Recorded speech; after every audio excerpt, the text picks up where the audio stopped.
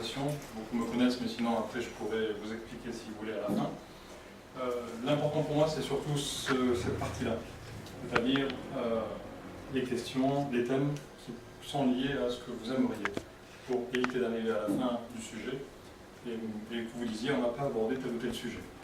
Donc c'est important qu'au fur et à mesure vous notiez les points qui sont importants pour vous pour cela. Donc le principal thème de ce soir, c'est l'intuition. On va regarder comment cela fonctionne, comment elle circule et comment vous l'utilisez justement. Avant ça, les petites règles de la conférence, le but de la conférence, c'est qu'on admette que le changement est possible. Si vous venez en pensant que ce n'est pas possible, alors ce n'est pas le lieu qui correspond. Donc le but, c'est pas de se battre sur des définitions, parce que le dictionnaire est meilleur que nous là-dessus, mais plutôt de trouver quels sont les points importants, c'est-à-dire au lieu de dire on ne sait pas, ou on ne peut pas, ou c'est faux, plutôt amener une solution.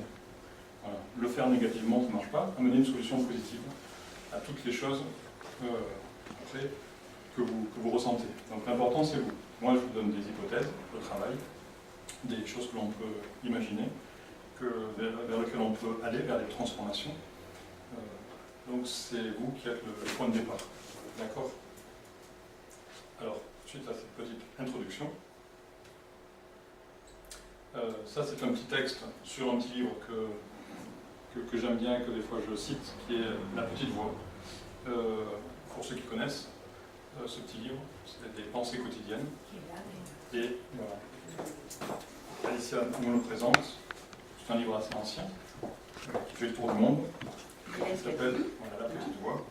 Et ça, c'est un extrait du 11 avril d'ailleurs. Non, avant. Tout ce qui se passe dans ta vie découle de ta conscience. Élève-la et tu élèves tout ton être. Toute ta façon de voir la vie. Et tu commences à vivre ta vie pleine et splendide, qui est ton authentique héritage. Donc on verra que l'intuition, c'est vraiment des choses personnelles. Et après, on verra comment on peut décliner l'intuition, de quelle façon on peut la ressentir. On peut t'en parler, tu peux voir les autres la vivre, mais donc c'est la vie, tant qu'elle ne te pénètre pas, ta conscience, et que tu ne peux pas accepter qu'elle t'est destinée, rien ne se passe. Donc là, c'est la créativité liée à sa propre créativité, liée aussi à son intuition. Donc notre intuition nous aide à la créativité. Tout homme peut atteindre un état de conscience élevé, mais c'est quelque chose qui doit être accompli de l'intérieur. Donc souvent, on verra la polarité intérieur-extérieur, intraverti, extraverti, et ainsi de suite. À partir d'une connaissance intérieure, d'une inspiration, d'une intuition. Donc le côté inspiration est bien aussi, c'est l'inspire. Donc c'est aussi bien quelque chose qu'on fait à chaque instant, mais aussi s'inspirer. L'inspire, donc à l'intérieur d'eux, on s'inspire d'un livre, d'un film, mais on s'inspire aussi de soi-même. Donc quelqu'un d'inspiré. C'est quelqu'un justement qui a une connexion avec son être intérieur, sa créativité, son art, son nom. Quel que soit le nom que vous y mettez, c'est une connexion avec le fond de vous. Donc d'une inspiration et d'une intuition, qui ne nécessite aucun savoir ni sagesse extérieure. Donc par rapport à ça, il y a souvent des gens qui vont vous dire mais donne-moi une citation, donne-moi une référence, donne-moi quelque chose. Bon, c'est faire appel à du passé. Il y en a certains qui aiment bien ça, se référer à, mais l'intuition, c'est aussi savoir avoir le culot de pouvoir parler de ce qu'on ressent, plutôt que de s'inspirer des autres, de s'inspirer de soi. Tout en sachant que dans ce qu'on dit souvent, il y a un bon fond et des fois une mauvaise forme, donc il faut qu'on modifie éventuellement la forme que l'on y met pour être plus en adaptation en corrélation avec notre fond, donc avec notre créativité, avec notre intuition. Tout est là, au fond de chaque âme, simplement dans l'attente qu'on le reconnaisse, qu'on le fasse émerger et qu'on le vive. Donc, on verra que cette intuition fonctionne comme cela aussi. On va détailler ça après. Donc si vous avez des questions au fur et à mesure, des interrogations, notez-les et on peut en parler un peu plus tard, sauf si c'est urgent, on peut en parler de suite. Alors quelques petites définitions, si on veut, ou façon de voir l'intuition. Ça peut être une voix intérieure, un guide, quel que soit le nom qu'on y donne, chacun donnera le nom qu'il lui souhaite. Ça peut être créativité, ça peut être Dieu, ça peut être son petit doigt, ça peut être son petit ange, etc. Ça peut être sa raison. Certains, la raison et l'intuition sont fortement collés. Donc on verra qu'il n'y a pas forcément limite exacte, comme entre le jaune et le bleu, vous avez du vert. Donc il n'y a pas de limite exacte entre les couleurs. C'est la même chose. Des fois on peut appeler raison l'intuition, des fois on peut appeler intuition la raison. Donc n'avez-vous jamais cru, lorsque vous étiez seul, entendre quelqu'un vous répondre quand vous vous interrogez sur une décision à prendre? Ça c'est un exercice que j'ai souvent expliqué ici, pour justement développer l'intuition. Un des exercices, donc on le reverra après si besoin, mais je vous le donne là parce que ça apparaît. C'est une façon de faire, c'est de prendre toujours quelque chose de plus grand que plus grand, donc plus haut, plus large, et plus grand que, c'est éventuellement des choses que l'on aime, que l'on apprécie. Ça peut être des choses, mais ça peut être aussi des entités, réelles ou irréelles. Ça peut être des super-héros qui n'ont jamais existé ou qui ont existé. Ça peut être aussi des gens que vous avez aimés, des parents, des grands-parents, des références, ça peut être ce que vous pouvez estimer être des maîtres ou autre. Et par rapport à cela, pour développer une partie de l'intuition, c'est dans tel ou tel cas de figure, vous pouvez vous dire si cette personne que l'on estime être plus sage, plus élevée, plus grande, plus stable, plus posée, avoir plus de bon sens, etc., était à ma place, comment elle ferait? Et donc soit vous l'entendez, soit vous la voyez faire. C'est une façon d'avoir accès à son intuition, de développer son intuition. C'est un premier exercice. Un deuxième exercice, c'est si je lui posais la question, qu'est-ce qu'elle me dirait? Donc c'est la même chose. Vous pouvez aussi très bien lui dire, vous mettre à côté d'elle et lui dire, voilà, je te pose la question, comme on peut le faire, et écouter sa réponse. Sachant qu'il y a énormément de liens avec notre ressenti, on ne parle que de soi, on n'entend que soi. Donc il y a de grandes chances, 99 chances sur 100, pour que ce soit votre réponse, et pas la sienne, mais comme on a tous des liens avec tout le monde, ça sera une partie de la sienne, mais ce sera une grande partie de la vôtre. N'avez-vous jamais entendu simplement une voix qui semblait vous dicter quoi faire dans une situation que vous visiez? Donc ça, on le regardera. On verra que l'intuition peut être aussi bien auditive que visuelle, que intellectuelle, que spirituelle, mais elle peut être aussi émotionnelle, elle peut être aussi physique. On verra tout à l'heure, je vous poserai la question. Dans votre vie, est-ce que vous avez déjà eu des intuitions qui soient du niveau de certains sens, ou émotionnels, ou physiques? Il y a ceux qui appellent ce phénomène la plus ou moins intérieure, et ceux qui disent que c'est notre intuition, ou encore des tas d'autres définitions en fonction des gens. Donc c'est pour ça qu'on ne va jamais dire non, parce que la personne peut appeler son intuition raison, ou sa raison intuition. Il faut simplement l'accepter. Après on peut en parler, on peut définir, on peut détailler. D'autres encore émettent une autre hypothèse, ou plusieurs autres hypothèses, à laquelle j'ai parfois davantage tendance à croire, celle qui prétend que cette voix que l'on entend est en réalité la voix d'un guide spirituel, d'un être de lumière, ou plus communément un ange. Donc ça, c'est une autre façon d'interpréter les choses. Ça veut dire quoi? Ça veut dire que, éventuellement, comme le dit la philosophie ou l'ésotérisme, on est sur Terre que l'ombre de la réalité. Donc, c'est pour ça que souvent on dit qu'on vit dans une maya, c'est que ça, c'est ce que je suis, ce que je crois être ici sur Terre. Donc, je suis l'ombre de la réalité. Donc, quand ici sur Terre, j'estime avoir une intuition, c'est que je me branche avec ce que je suis réellement. Et l'information me vient. Simplement, j'ai ouvert des canaux. Donc c'est ce qui est exprimé ici quand on peut éventuellement dire un guide spirituel, un ange, un être de lumière. C'est aussi une des premières parties à avoir. Après, ça peut être aussi un ange, un être de lumière, un guide, en plus. Mais en grande partie, c'est déjà soi-même. Ou tous les liens que l'on peut avoir avec ces autres entités. Une définition toujours dans l'encyclopédie, une encyclopédie parmi tant d'autres. L'intuition est un mode de connaissance indépendant de la raison. Mais même si c'est indépendant, certains sont assez juxtaposés. Elle procède de façon immédiate, c'est-à-dire sans médiateur. Elle est perçue comme ne faisant pas appel à l'expérience, bien qu'elle puisse en réalité puiser sa pertinence dans des souvenirs enfouis dans l'inconscient et le subconscient. Ça aussi, on verra qu'il y a de l'intuition qui peut venir de l'intérieur de soi et l'intuition qui peut venir de l'extérieur de soi. On va regarder comment ça fonctionne. Toutefois, dans certains cas, elle peut induire en erreur tout individu qui lui ferait abusivement confiance. Ça veut dire que des fois, l'intuition c'est un peu comme l'amour. L'amour rend aveugle, l'intuition aussi, comme la matière. En fonction de si on n'est pas assez ouvert, si on est un peu trop dogmatique, si on est un peu trop sectaire, si on croit trop certaines choses, si on ne reste pas assez ouvert à plusieurs hypothèses, on peut se fourvoyer, y compris avec l'intuition.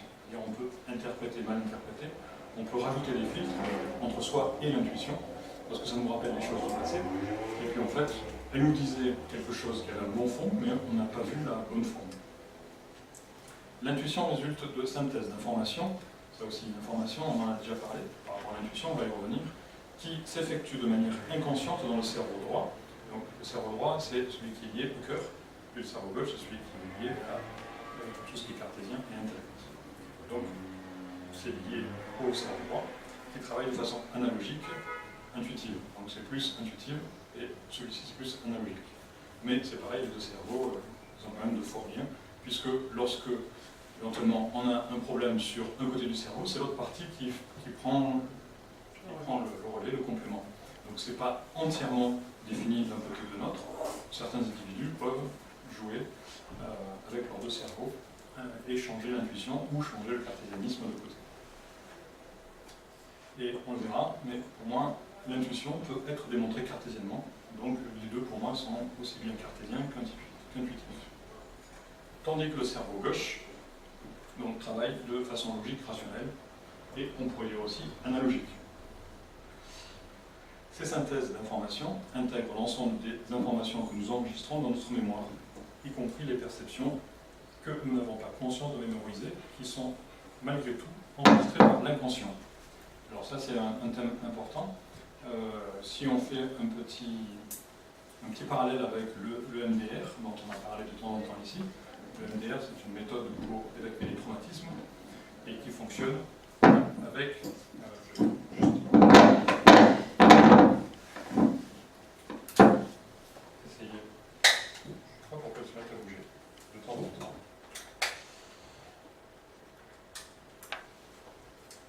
donc le MDR, c'est une méthode qui évacue les traumatismes. Et ça veut dire littéralement MDR? C'est un terme anglais. Je suis très mauvais en anglais, mais ça veut dire Eyes Mouvement, Désensibilisation et Urgence. C'est-à-dire que c'est des mouvements bilatéraux, en gros, que l'on fait faire aux yeux, mais que l'on peut faire faire à toute autre partie du corps. Ça peut être sur les épaules, c'est-à-dire ça peut être positif, ça peut être avec tous nos sens, c'est-à dire que le MDR, le but c'est de faire bouger les yeux de droite à gauche. C'est-à-dire que lorsqu'on bouge les yeux de droite à gauche, c'est perpendiculaire au cerveau, c'est-à-dire que ça met en activité tantôt un cerveau, tantôt l'autre, tantôt un cerveau, tantôt l'autre. Parce qu'on voit souvent des gens qui, quand ils écrivent, ils mettent NDR en fin de... Ah non, ça veut dire quoi? Ça sort de rien. Ça c'est les jeunes, MDR. D'accord. C'est les jeunes. Voilà. Merci. Mais pour vous montrer que toutes les techniques, quelles qu'elles soient, y compris le MDR, comme les autres, sont beaucoup plus anciennes que ce qu'on peut imaginer, puisque le corps, l'être humain, utilise cette technique inconsciemment à tout instant. Donc déjà, pour revenir sur la technique, le MDR, elle sert avec une situation traumatisante. Traumatisante, ça veut dire qu'elle est tout le temps devant. C'est-à-dire qu'elle ne peut pas trop regarder à côté, et elle revient tellement souvent qu'elle me dérange, parce qu'elle est tout le temps omniprésente, elle prend toute la place. Donc pour que je puisse l'évacuer, j'utilise ces mouvements bilatéraux qui font qu'au fur et à mesure que j'ai ce traumatisme, les informations vont se ranger là où elles doivent se ranger dans mon corps, dans mon cerveau, pour être utilisées quand j'en ai besoin, mais sans me traumatiser, me bloquer, me restreindre, m'énerver, m'angoisser et plus. Mais le corps fait déjà lui-même ça. La nuit, lorsqu'il s'endort, lorsqu'on s'endort, on a nos yeux qui bougent, donc qui font ce traitement naturel d'information. Et il y a certains moments où le choc est tellement violent que c'est tellement gros qu'on ne peut pas le traiter tout seul. Donc déjà, le corps le traite naturellement la nuit. Certains bougent les yeux, la majorité d'entre nous bougent les yeux à certaines parties du sommeil, à certains moments. Mais il y a aussi d'autres façons de faire. Certains bougent la tête lorsqu'ils s'endorment. Certains bougent les pieds lorsqu'ils s'endorment. Certains font la crêpe lorsqu'ils s'endorment. c'est aussi une façon de traiter cette information le soir dans son monde. Mais on peut le faire consciemment, disons que si Oui. un jour on a un souci, on bouge. C'est assez difficile parce que à travers les paupières, alors c'est assez difficile. Le MDR, il y a quand même une technique bien Voilà. ciblée à faire. Malgré tout, je vous explique le fondement. Et par rapport à ce fondement, c'est que l'être humain utilise ça naturellement. Alors, une façon de l'utiliser naturellement, comme vous le voyez dans les films et dans les dessins animés, mais certains d'entre vous l'ont fait, c'est tourner autour d'une table, naturellement, sans le vouloir, pour trouver une réponse. Comme on le voit dans les films, les dessins animés ou autres, les gens tournent autour d'une table lorsqu'ils cherchent une question. Et lorsqu'on tourne autour d'une table, on met en route le côté droit, le côté gauche, le côté droit, le côté gauche. La même chose que quand vous marchez dans la rue et que vous êtes en questionnement, ben, vous avez souvent des réponses. Des réponses et par rapport à votre mouvement, et en même temps par rapport aux énergies que vous traversez, qui peuvent vous amener des idées. Mais la plupart du temps, c'est votre mécanisme qui fait ce processus. Oui. ces mouvements qu'on peut être amené à faire avec les pieds en particulier, Oui. c'est dans ce cadre-là, en fait, puisqu'il y a des Oui. gens qui le font inconsciemment, qui ne peuvent pas s'endormir sans avoir remué les pieds pendant X temps. C'est un réflexe inconscient que certaines personnes utilisent, Ouais. parce que ils ont éventuellement des défaillances ailleurs, ou éventuellement ils ont besoin de ça pour aller plus vite, pour se réconforter, et en même temps ça sert. Donc le corps utilise inconsciemment ces choses-là. Pour aller plus loin, pour répondre à cette question,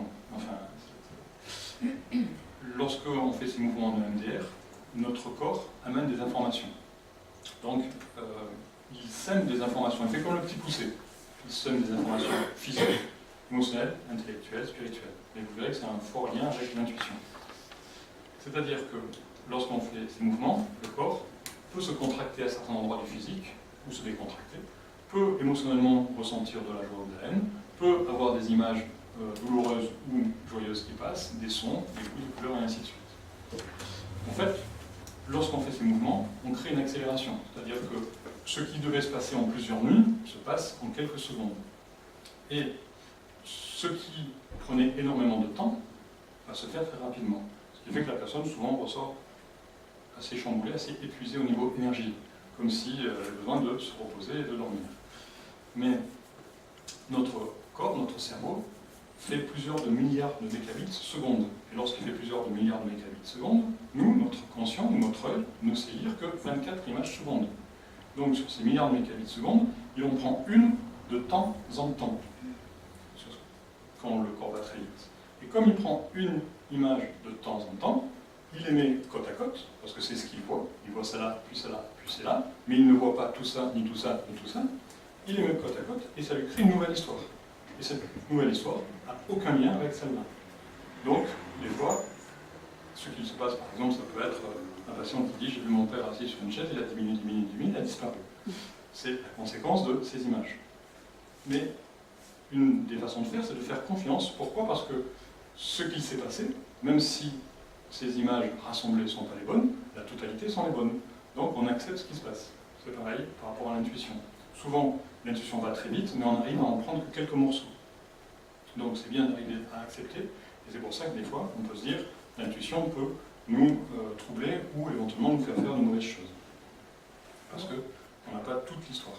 Mais au fur et à mesure, on peut avoir plusieurs parties d'histoire. Oui. Comment tu appelles tout ce que le cerveau capte? Des mégabits. C'est un langage mégabit. C'est un langage informatique qui est retraduit en langage humain, mais c'est des informations sur lesquelles il va très très vite, alors que nous, on va moins vite que ça consciemment. Et pourquoi en réalité il a cette capacité que finalement on ne traite pas? Parce qu'on ne nous a pas éduqués à ça. D'accord. Certaines personnes sont éduquées à ça. Par exemple, ceux qui ont une mémoire d'éléphant ont des capacités plus grandes, et par éducation, ou par génétique, ou par apprentissage. Et ça va avoir quelque chose avec le visuel, donc des 24 images secondes, Certaines personnes utilisent par le rapport à la visuel. mémoire d'éléphant. Certaines C'est personnes, une justement, utilisent le visuel ou l'auditif ou autre. Certaines personnes, oui, justement, arrivent à feuilleter un livre et à voir tout ce qui se passe, justement. Oui. Et certains guides, justement, certains yogis ou autres, ont ces capacités-là parce que nous sont entraînés là-dessus. Mais soit on est éduqué sur le développement de l'être humain, soit on est éduqué sur le développement de la matière. Il y a certains liens, puis des fois il n'y a pas de lien du tout. Donc on devient très bon pour faire du verre, puis très mauvais pour savoir comment on fonctionne. Alors l'intuition, ça se développe. Oui, donc on a vu quelques exercices déjà, et en même temps, pour vous expliquer ce petit passage, on va y revenir. Cette synthèse d'informations intègre l'ensemble des informations que nous enregistrons dans notre mémoire, y compris les perceptions dont nous n'avons pas conscience de mémoriser, mais qui sont malgré tout enregistrées par l'inconscient. Donc c'était pour vous expliquer que notre inconscient emmagasine tout, mais on prend éventuellement que ce qui nous intéresse, ou que ce qui nous suffit. Le conscient, il prend que ce qui l'intéresse. Voilà. Parce que, en même temps, c'est une question de créativité, c'est-à-dire de ce qu'il aime, son plaisir, ce qui peut l'intéresser.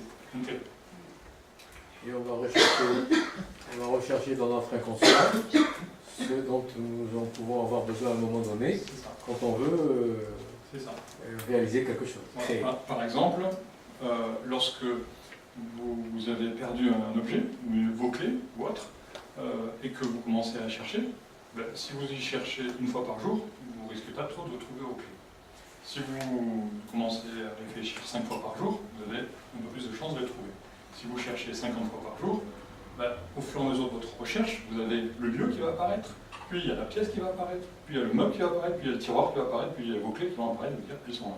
Donc des fois ça se fait très vite, mais des fois ça se décompose, comme ça, quand vous cherchez. Justement, le corps va chercher, comme vous dites, les informations au fur et à mesure, si j'en ai besoin.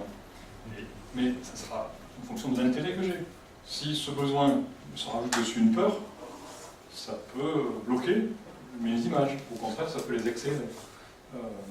Si ces clés ne sont pas primordiales parce que j'ai plein d'autres choses plus intéressantes à faire, je risque de zapper la recherche. Même si je veux chercher, j'ai autre chose de plus important ailleurs.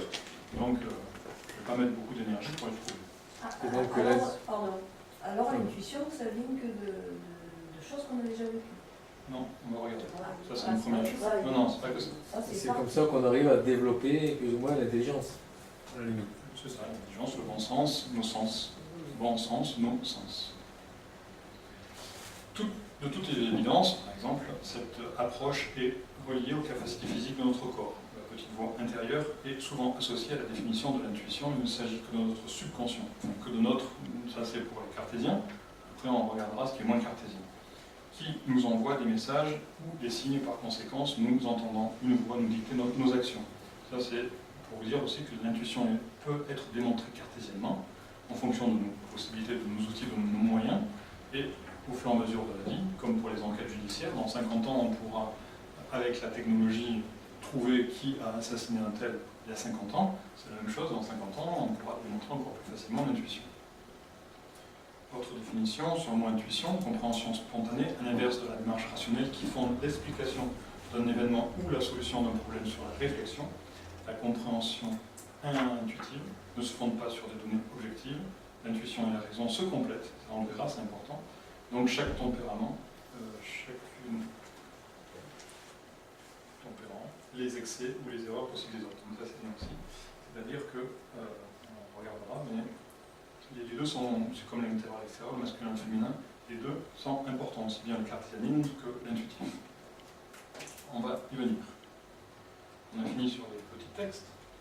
On va regarder. Donc ma question, que je vous ai évoquée tout à l'heure, sur laquelle je reviens, que je vous pose, c'est quelles sont vos expériences avec l'intuition? Ça veut dire, est-ce que vous avez eu des cas, et est-ce que vous avez eu des cas intuitifs cartésiens, intellectuels, des cas intuitifs émotionnels, des cas intuitifs physiques? De quelle façon est-ce qu'on peut avoir accès donc à son intuition à tous les niveaux? Si je dessine l'être humain, symboliquement, est-ce que je peux avoir accès à mon intuition à différents niveaux du corps humain? Alors, quels sont les exemples que vous avez pu vivre, expérimenter ou entendu vivre, et ainsi de suite? Je vous écoute. Je n'ai pas compris la question. Est-ce que tu as déjà eu affaire à ton intuition? Oui. Alors, à quel moment? Est-ce qu'elle est plus physique? Est-ce qu'elle est plus émotionnelle? Est-ce qu'elle est plus intellectuelle? Est-ce qu'elle est plus spirituelle? Est-ce qu'il y a des déclencheurs qui favorisent cela ou pas? Elle est souvent, enfin, j'allais dire intuitive, elle est souvent en fonction de faits moi je ne le vois pas physiquement, mais je le vois en fonction de faits, de décisions à prendre par exemple, quelque part. Mais c'est instantané.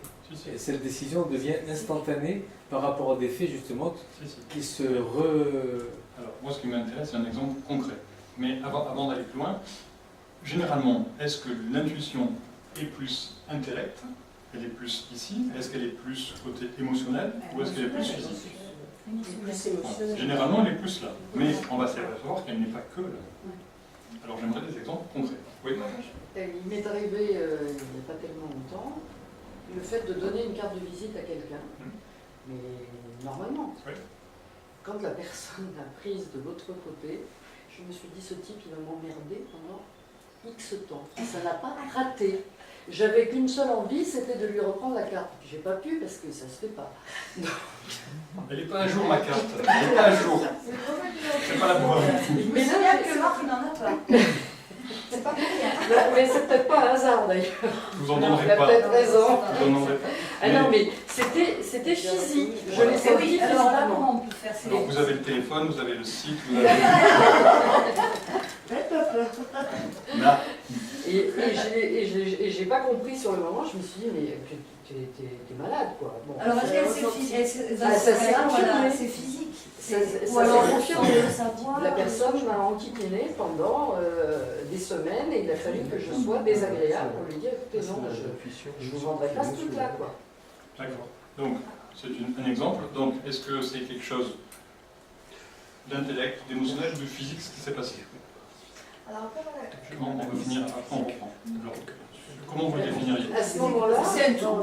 c'était physique, Oui. parce que j'ai vraiment eu l'impression qu'il y a eu quelque chose qui est passé. Alors, donc c'est physique, et la chose qui passe, elle est physique, la chose qui passe. Non. Ben si, la preuve, puisque c'était au moment où il tenait... Et c'est quoi cette chose physique qui passe? Où il a attrapé la carte. Ben, je me suis dit, il va t'emmerder. Oui, mais c'est quoi cette chose physique C'est qui passe? l'énergie, non? Oui. Ben, ouais, une énergie, ouais. Donc on s'aperçoit qu'au niveau physique, il peut passer aussi de l'énergie. D'accord? Quelque chose de moins physique. Oui, il est rentré dans ma sphère... Oui. ma sphère Et puis éventuellement, à ce moment-là, vous aviez peut-être plus vos antennes attention qui étaient sorties que les autres. Maintenant, ce qu'il faut aussi savoir dans ce cas-là, c'est que quand je sens ça et que je dis « il va m'embêter », alors, On va aussi, non? Ouais, c'est Alors, ça, ouais. Eh ben oui. alors il va m'embêter. Ouais. Par contre, si j'utilise une autre technique qui fait que je l'aime, je l'adore, et que donc j'utilise d'autres techniques positives, éventuellement, soit il n'y en aura jamais, même avec ma belle carte, soit je transformerai les choses et je vais apprendre de mon ennemi. Ouais, mais on ne peut pas avoir ce petit peu d'attitude. Non, c'est pour ça qu'on en parle ici, pour qu'on puisse au fur et à mesure modifier, si on peut, quand on veut, quand Oui, on sent. d'abord ce réflexe positif. Mais bon. Oui, mais c'est important dans l'intuition, parce qu'on le verra, l'intuition, on parlera des petits anges et des diablotins, mais nos anges et nos diablotins font partie de l'intuition aussi. Donc, de nos pensées positives et nos pensées négatives, pensées positives anges, pensées négatives diablotins, on attire ou on repousse aussi, ça fait partie de ce qu'on peut appeler l'intuition. Donc, on reviendra dessus. Vous vouliez dire? Oui, en fait, vous avez en fait dit ce que j'allais dire, parce que j'allais dire, est-ce que c'est de l'intuition, ou est-ce que finalement, elle n'a pas mis en jeu le... Au départ, il y a eu une intuition, mais après, est-ce que justement, en pensant comme ça, elle n'a pas mis en jeu la loi d'attraction, c'est-à-dire à force de penser, ah là là, j'aurais jamais dû lui donner ma carte, il va tout le temps m'emmerder, en pensant ça, elle a... Un certain pourcentage, sur un certain pourcentage, ça accentue la problématique. Parce que... Oui, mais elle a ressenti ça vraiment, là. C'est un moment, c'est un point de... Mais rappelez-vous un truc que je vous dis souvent, c'est que c'est juste avant la rencontre qu'on définit la rencontre. C'est-à-dire que, exact. En fonction de ce qu'on pensait avant la rencontre, que la personne qu'on va rencontrer se rend dans l'énergie juste avant. Mais en même temps, entre avant et au moment d'eux, il y a très peu. Ça veut dire qu'il faut anticiper la réaction. Donc Non, avant la rencontre, pour moi, il n'y a pas besoin d'anticiper dans le sens où c'est un peu de l'énergie perdue, mais il faut être positif. Tout le temps. Après, on peut y arriver à être positif en anticipant. Plus j'anticipe, au bout d'un moment, j'ai plus besoin. J'ai appris mes tables d'addition, je les connais par cœur, donc ça fonctionne. Donc vous pouvez anticiper, mais ce n'est pas la méthode la plus rapide, dans le sens où elle utilise de l'énergie, de la même énergie que être positif, mais autant être positif de suite, puisque c'est la même consommation d'énergie que anticipée. Oui, dans ce cas, on peut dire ça. Mais en matière de conduite, par exemple, Oui. c'est de l'intuition. On conduit d'une manière intuitive, finalement. Justement, je vous demande Et on anticipe, parce qu'on a déjà anticipé. Alors, je vous demandais des exemples. Donc, on va voir si vous avez un exemple concret là-dessus. Est-ce que vous avez d'autres exemples que celui que Madame a donné, qu'on a mis ici, sur l'intuition? Moi j'en ai Oui, un, ouais. je vous écoute. On Donc vous écoute. c'était dimanche, donc je devais partir faire une marche rapide et en fait bon, moi ce que je ressens chez moi personnellement c'est que l'intuition c'est une idée comme ça qui me vient, qui n'a pas forcément de sens avec ce que je suis en Alors, train de faire. cette idée, elle vient de quelle partie? C'est mental. Donc, elle vient d'ici. Donc, une idée. Ok. Une idée, une pensée, voilà, Oui. qui vient à un moment donné où je ne suis pas spécialement en train de penser à ça. Oui. Et donc je me suis dit, bah, tiens, sur le chemin qu'on va faire, sur le parcours qu'on va faire, il y aura peut-être une maison à vendre, parce que je suis en train de rechercher une maison. Et donc on était en train de marcher, donc je parlais avec la collègue avec qui je marchais, donc je n'étais pas trop en train de regarder autour de moi parce que je lui parlais. Et à un moment donné, bah, ma tête s'est tournée à gauche, donc à l'opposé d'elle qui était sur ma droite. Et quand j'ai levé ma tête, il y avait le panneau à vendre, il y avait un numéro de téléphone du numéro. Et ça m'a vraiment interpellée parce que j'ai dit, c'est incroyable ça. J'y ai pensé avant de partir. C'est plus de l'anticipation que de l'intuition. Il y a plusieurs choses, il y a plein de choses. Il y a aussi le fait qu'elle ait dit ce qu'on a évoqué, j'y ai pensé avant de partir. Oui, j'ai pensé avant de Alors, partir. rappelez-vous qu'avant la rencontre, Ouais. ça peut être avec quelqu'un, mais c'est avec un projet. Donc je vais marcher. Ce que j'ai mis juste avant va se réaliser. D'accord? Juste avant. Il suffit de créer la pensée pour que ça se... Oui, mais si j'y crois, si j'ai un fort désir, C'est si, une relation. si j'ai envie de trouver une maison, d'acheter, et que d'un autre côté, j'ai une idée qui me dit, oh là là, il va falloir que je dépense de l'argent, ou il va falloir que je m'investisse, ou je vais perdre du temps, la maison, je ne vais pas la trouver. D'accord, En ça fait, dépend. c'est... Oui, mais la pancarte, elle va l'avoir quand même, peut-être. C'est pas... Alors c'est Mais quoi je verrai pas. c'est... Elle passera à côté. À la tête baissée. Alors, Justement, il y a une autre présentation, justement, souvent les gens me disent mais ça marche pas. Parce qu'en fait, c'est pas la pensée qui crée, c'est la vibration. Et la vibration, elle existe si la pensée elle est vraiment réelle. C'est-à-dire qu'on est vraiment en harmonie avec notre pensée. Par rapport à cette pensée-là, on n'a pas de peur, on n'a pas de blocage, on n'a pas de conflit, on n'a rien. Donc la pensée elle est vraiment pure. Mais si on a une pensée et que derrière on a des peurs, des blocages, etc., du coup l'énergie de la pensée elle n'est pas ce qu'elle est et on ne provoque rien du tout. Parce que d'un côté, je veux acheter, de l'autre côté, j'ai peur de... Voilà, Donc je c'est suis pas que la écartelé, pensée, c'est la et quand je suis vibration, écartelé, je ne bouge la pas.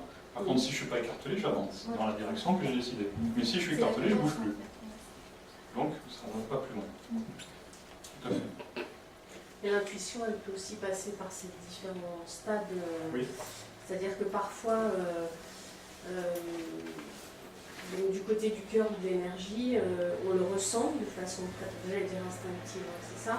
Et en fait, c'est la tête après qui comprend pourquoi. Ça, on va y venir après. Voilà. Comment ça fonctionne entre les deux d'une D'accord. façon très consciente, on va dire. Mais est-ce que vous avez d'autres exemples précis qui ont pu vous arriver ou vous avez pu entendre? moi, de ma voix intérieure, je ne vais pas dire Oui. intuition. Mais par exemple, mon guide Oui. dans le travail. Oui. Dans le travail. Je peux demander à Daniel, souvent je dis, quand il y a quelque chose qui ne marche plus ou qui se ferme, mais je sais que ça va être pour autre chose, de différent ou de mieux. Donc je ne m'inquiète jamais là-dessus. Donc là, tu as dit, je sais que. Oui, je sais que. C'est peut-être Donc, plus la voie de donc je n'ai pas de regret quand quelque chose Oui, s'arrête. mais c'est peut-être plus la voie du bon sens, de l'expérience, donc de la sagesse, que de l'intuition peut-être. Je ne sais pas, ou alors c'est mon guide, je ne sais pas comment on peut appeler ça. C'est peut-être les deux, c'est-à-dire La croyance. ton guide peut renforcer, mais a priori, ce que tu dis, je sais que du verbe savoir, par rapport à l'expérience. Non, c'est-à-dire je c'est ne plus une question. émets même pas de doute sur le fait qu'il va se passer autre chose derrière. Donc peut-être que déjà, C'est le positif qui va arriver. il y a autre chose qui arrive. Alors, je ne sais pas, c'est positif. Peut-être que c'est de la pensée constructive, alors c'est pas de l'intuition, je ne sais pas. C'est pour moi, mais tu peux le prendre comme tu le dis si tu souhaites, mais c'est plus une question de bon sens, renforcée par une foi et le lien avec ton guide. Alors, est-ce que vous avez des exemples? Un exemple au travail d'une relation avec une personne depuis de nombreuses années, si vous voulez. Et depuis de nombreuses années, ce qui aujourd'hui arrive, où j'ai un désaccord avec cette personne, j'ai l'impression de savoir que ça allait arriver. Voilà, par exemple, est-ce que on peut considérer que ça c'est de l'intuition? Alors comment? Pour moi, dans l'intuition, il y a tous les degrés. Ça peut être physique, émotionnel, intellectuel, ça peut être extérieur comme intérieur, ça peut être par un fluide comme par des mouvements du faciès ou du corps, inconsciemment qu'on ne voit pas, mais que notre consciemment qu'on ne voit pas, mais que notre inconscient voit. Donc il peut y avoir plusieurs informations là-dessus. Donc justement, ça fait le lien avec. On n'a pas vu tous les exemples encore. Alors, un exemple de l'intuition, des fois on dit j'ai une bonne intuition, j'ai eu cette personne intuitivement, elle me semble comme ci, comme ça, mais des fois c'est pas de l'intuition, c'est cartésiennement, c'est tout ce que mon œil inconscient a vu qui m'arrive tout doucement à mon conscient. Donc mon œil a pu voir des signes, des milliards de muscles sur le visage de la personne que consciemment elle ne voit pas, qui lui ont donné des informations si la personne est positive, négative, manipulatrice, qu'elle cherche quelque chose, et ainsi de suite. Donc ça peut être tout à fait physiologique et dont on n'arrive pas consciemment à comprendre parce qu'on n'a pas la formation. Ou on n'a pas. Des fois, il y a des personnes qui se disent, oh là, c'est là, ou on n'a pas le calme pour entendre tout ça, mais ça s'entend dans le son de la voix, dans tous les signes extérieurs que l'on appelle paraverbal. Mais ça peut être aussi énergétique et ainsi de suite. Donc des fois, on dit intuitivement je ne la ressens pas, alors que c'est uniquement cartésiennement une analyse de notre œil qui nous arrive tout doucement à notre conscient. Aussi. Donc on peut se tromper. Ou alors, généralement, non. Généralement, on se trouve déphasé. Mais on peut se tromper si on interprète ce qu'arrive à notre conscient en disant bon, celle-là, elle est manipulatrice. Si par exemple j'ai eu affaire à un manipulateur dans le passé destructeur, je vais dire que c'est un manipulateur. Si j'ai eu affaire à un manipulateur constructeur, je vais dire que c'est une personne positive. Alors que ça peut être aussi un manipulateur destructeur, alors que je n'ai connu un constructeur. Donc ça dépendra, puisque la personne, on ne la voit pas que avec un seul défaut, on la voit avec plusieurs défauts et plusieurs qualités. Donc, puis on prend que ce qui nous arrange. Donc des fois sur 10, sur 5 qualités ou 5 défauts, il y en a certains qui peuvent disparaître les uns derrière les autres, et puis certains peuvent être plus prépondérants que d'autres. Et je peux, l'amour rendant aveugle, puisque j'aime quelqu'un, même quand je la hais, c'est une forme d'amour, je peux ne pas voir d'autres parties. Donc je peux avoir accès à une partie de l'intuition où mon intuition peut être transformée par rapport à mon interprétation. Pour ça, d'où l'expression la première impression est souvent la bonne, en fait, Oui, c'est ça? Ça c'est une bonne synthèse aussi. La première impression est souvent la bonne. Pourquoi? Parce que justement, avant la rencontre, on est dans une énergie qui fait qu'au moment de la rencontre, on sait si ça fonctionne ou pas. Après, ça ne veut pas dire que ça peut obligatoirement pas fonctionner, si on sent que ça ne fonctionne pas. Si les deux personnes désirent évoluer, on peut régler les problèmes, même si au début on sent que ça ne colle pas. Alors quels sont les autres signes d'intuition que l'on peut vivre dans la vie? Par exemple, je traverse une rue, et avant de la traverser, qu'est-ce qui se passe? Je m'arrête. Sans savoir pourquoi, il y a un truc qui me passe. C'est aussi une façon de voir que mon intuition a fonctionné. Alors, au dernier moment, je me retourne et puis je me retrouve avec le panneau à quelques millimètres de moins. Parce que soit c'est un véhicule, soit c'est un panneau, soit c'est une personne. Mais au dernier instant, Ou les gens qui ne veulent pas prendre un vol ou un train, par exemple, oui. Sans comprendre pourquoi ils ne veulent pas le prendre, Oui. et qui se rendent compte, je sais pas, après qu'il y a un accident ou un truc. Et ça peut être aussi le domaine de l'intuition, ça? Ça peut être, il y a tous les cas de figure, c'est-à-dire ça peut être à 100% d'intuition, mais ça peut être aussi parce qu'il y a quelque chose qu'il n'a pas réglé, qu'il voulait régler. Donc, il n'avait pas envie de partir parce qu'il y a un truc qui n'est pas fini. Mais ça peut être aussi 50%. Il ressentait l'accident et il ressentait qu'il y a quelque chose qui n'est pas fini. On ne peut jamais affirmer que c'est totalement la chose, mais on peut penser que dans un cas, ça peut être uniquement à cause de cet accident, mais certains peuvent dire que c'était à cause de ça alors qu'ils avaient vraiment envie de rester pour plein d'autres choses, donc ils ont tout fait pour rester, et ils mettent la cause là-dessus, et puis après ça peut être un certain pourcentage des deux. Alors, quels sont les autres cas d'intuition que on peut rencontrer dans la vie? Par par exemple, quand vous allez dans un magasin, quand vous achetez, si vous achetez votre nourriture. La différence, par exemple, lorsque vous achetez la nourriture, avant manger et après manger. Alors, c'est de l'intuition, c'est pas de l'intuition. Non, là, c'est un Eh oui, c'est l'intuition. Eh bien, avant manger, est-ce que c'est plus intuitif? Après manger, est-ce que c'est plus intuitif? C'est plus intuitif avant manger parce qu'on est. C'est l'envie de manger quelque chose qui fait qu'on va se diriger vers tel rayon. Donc c'est bien ce que vous dites parce que ça donne l'exemple que vous, l'intuition, vous le mettez plus du côté envie, désir. Jamais aller dans un magasin comme ça. Ah oui, c'est pas bon, ça. C'est les femmes qui parlent. Mais l'intuition, elle n'est pas proche, elle n'est pas si proche du désir que ça. Le désir, c'est l'avoir, donc c'est plus l'avoir. Donc, mais vous le mettez dans votre définition du côté. Je ne pense pas trop qu'elle soit là, sur un certain pourcentage, mais si vous le mettez plus après manger, vous allez voir que vous n'avez pas faim et que vous allez automatiquement ressentir ce qui vous manque, même si vous n'avez plus faim. Donc vous allez ressentir quel fruit, ou quel plat, ou quel élément, ou quel légume vous aurez beaucoup plus envie. Moi j'ai fait cette expérience il y a longtemps, parce que le jour où j'étais végétarien d'enfance, et puis mes parents m'ont forcé à manger de la viande, donc ils m'ont laissé des heures et des heures dans mon assiette pour que je puisse manger de la viande. Et puis un jour j'ai voulu redevenir végétarien, et puis tout le monde disait mais c'est pas possible, il faut faire attention aux Protéines, voilà, aux carences, protéines, etc.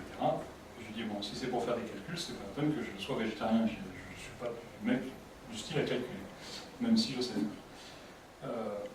Donc je me suis dit, j'ai plus envie d'être végétarien, donc je vais trouver une solution. Et je me suis aperçu que lorsque j'arrive devant les légumes ou les fruits, mon corps me dit ce dont il a besoin. Et si vous y retournez plusieurs fois, en fonction des jours, vous allez percevoir qu'il ne vous donne pas la même chose. Et si vous ne demandez pas la même chose, c'est que c'est pas ma tête qui me dit ça. Donc c'est bien votre corps, votre intuition, votre... Donc ça peut être en partie physique, en partie émotionnelle, en partie intellectuelle, mais après manger, vous apercevez que votre intuition n'est pas la même qu'avant. Avant, elle est plus matérielle, elle est plus dans le avoir, on est plus dans le j'ai faim, et après, elle est quand même plus libre, et moins dans l'avoir, donc elle est plus claire. Est-ce que vous avez d'autres... L'exemple que vous avez donné sur la nourriture, en fait, moi je ne le mettais pas dans l'intuition parce que en fait, le cerveau il mémorise toutes les qualités nutritionnelles d'un aliment, donc les qualités en vitamines, etc. Et c'est ce qui fait qu'à un moment donné, s'il y a une carence dans quelque chose, il sait quel aliment on contient et il va nous faire aller vers cet aliment. Donc c'est pas vraiment de l'intuition, c'est plutôt biologique ça. Enfin, moi je me dis sur quelque chose de biologique. Et quand il va nous faire aller vers, je suis d'accord avec vous, mais l'intuition, lorsque... Ce que vous dites est tout à fait vrai aussi. On peut tout à fait le voir comme ça. Après,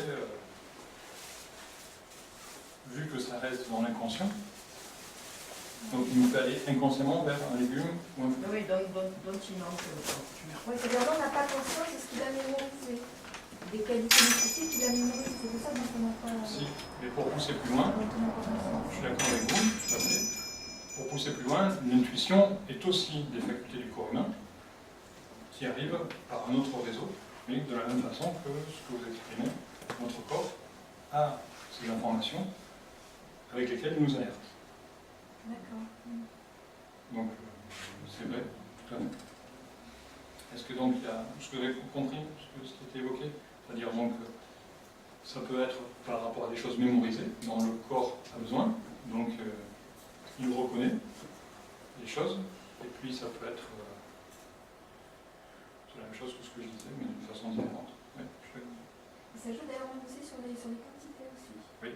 C'est-à-dire que intuitivement, alors si je ne sais pas si on peut employer ce mot-là, mais quand on se sert d'un plat, on a tous une certaine vision de ce qu'il faut qu'on mette dans l'assiette. On ne va pas le peser, on va pas, mais intuitivement, on sait si on va mettre 2 cuillères ou 20 cuillères, enfin, en fonction de son appétit, en fonction du plat en question, en fonction de plein de choses. Voilà, mais est-ce que la majorité d'entre nous, est-ce que par rapport à la quantité qu'on met dans l'assiette, on est dans les bonnes mesures?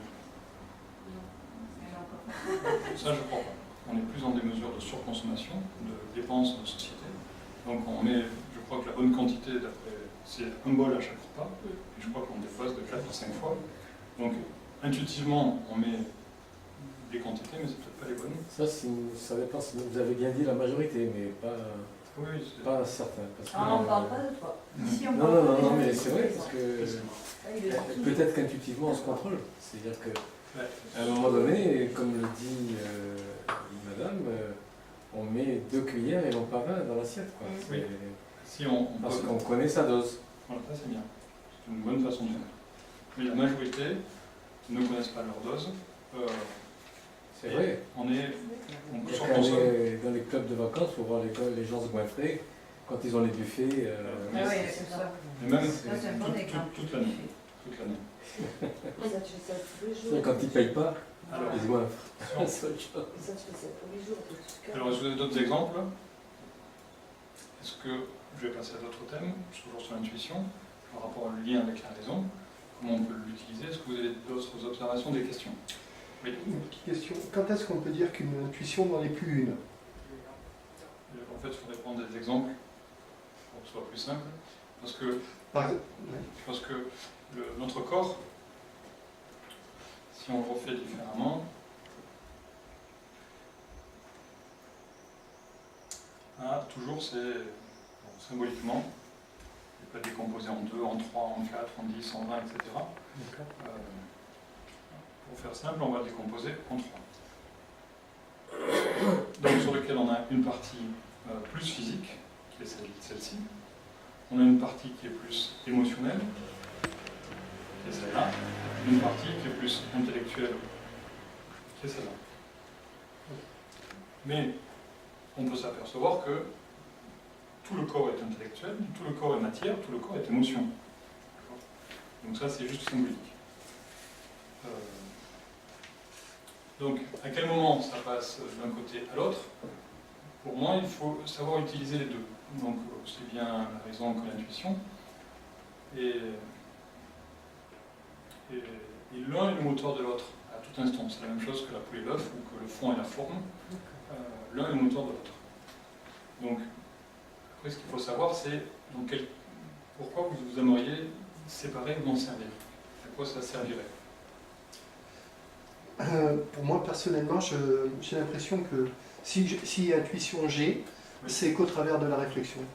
C'est ça. C'est pour ça qu'on a vu tout à l'heure que l'on peut avoir, justement, intellectuellement, C'est plus cartésien. de la réflexion. D'accord. Par exemple, on s'amuse des fois à dire que les chercheurs découvrent le même vaccin aux 4 coins du monde en même temps. Voilà. Est-ce qu'il y a une question d'intuition là-dedans? On peut estimer Alors, c'est qu'ils ont les mêmes bases. on peut estimer. Alors, par rapport à ça, Ils sont sur les mêmes pistes. ils sont sur la même piste, mais l'énergie est là. Donc de la même façon que vous avez donné votre carte et que c'est passé, de la même façon, quand on se creuse la tête, les choses arrivent. Comme quand on disait où est-ce que j'ai perdu ma clé, et ainsi de suite. Mais c'est pareil à d'autres niveaux, beaucoup plus grands. L'humanité, qu'elle le veuille ou non, comme une plante, grâce au soleil et à la pluie, elle est obligée de pousser. L'humanité aussi. Donc plus on cherche, plus on trouve. Notre cerveau fait des ramifications, fait des croisements, développe tous ces circuits pour justement trouver en fonction des créativités que l'on a, des inventions et autres. Mais si moi je pousse un domaine quelque part de créativité et qu'un jour je m'arrête pour X ou Y raison, tout ce que j'aurais fait va déteindre sur d'autres personnes qui seront sur le même créneau que moi. C'est pour ça qu'il ne faut jamais être jaloux de quelqu'un parce que tantôt il m'a aidé, tantôt je l'ai aidé. Et si un jour je m'arrête, qui n'avance pas, recule, les autres vont continuer avec l'énergie que j'ai mis. Et c'est aussi une façon de comprendre que la jalousie sert strictement à rien parce qu'à tout instant on s'entraide dans nos recherches. Donc, lorsque Ouais, quelqu'un... on n'a pas le même chèque à la fin. Mais justement, parce qu'il ne faut pas le voir au niveau chèque, il faut le Non, voir... non, mais tu parlais de chercheurs, etc. Oui. Ceux qui cherchent et qui mettent des années à la trouver, etc. Celui qui découvre, Ah oui, ils n'ont pas le même chèque. Et justement, c'est parce qu'on sans y a être mis... jaloux. On y a mis une question d'argent. C'est normal aussi, Voilà. la fierté. Voilà, mais il faut enlever tout ça dans le sens où quand je cherche quelque chose, j'en fais profiter tout le monde, sans le savoir. Et lorsque d'autres cherchent, ils m'en font profiter si je me branche sur les mêmes questions sur lesquelles ils sont. Donc c'est pour ça qu'on dit rien ne se perd, rien ne se crée, tout se transforme, parce qu'on s'échange les informations et les énergies. Et c'est pour ça que être jaloux, tout à l'heure, je ne sais plus sur quel sujet on était, on disait on ne doit pas. Oui, c'est ça. Je suis pas content parce que tu as rencontré quelqu'un, alors que je devrais être content, justement, parce que j'ai sûrement contribué, sans le vouloir, à ce que tu rencontres quelqu'un. Mais il a rencontré aussi une Alice. Voilà. Donc, c'est la même chose, c'est-à-dire que très souvent on peut être jaloux de quelqu'un, et pourtant on a contribué à sa chance ou à sa richesse et autres, et inversement. Et c'est là qu'on s'en veut énormément. Mais c'est pas bien. Alors, si on pousse plus loin. Moi j'avais une réflexion Oui. un peu voisine.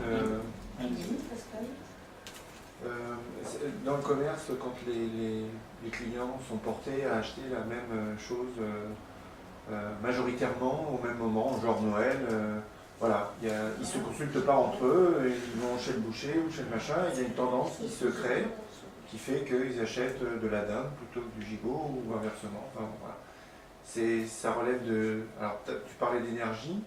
Est-ce qu'on est dans ce cas de figure-là? Coutume, Non, c'est des plutôt coutume. Je pense plus que c'est voilà, la tradition.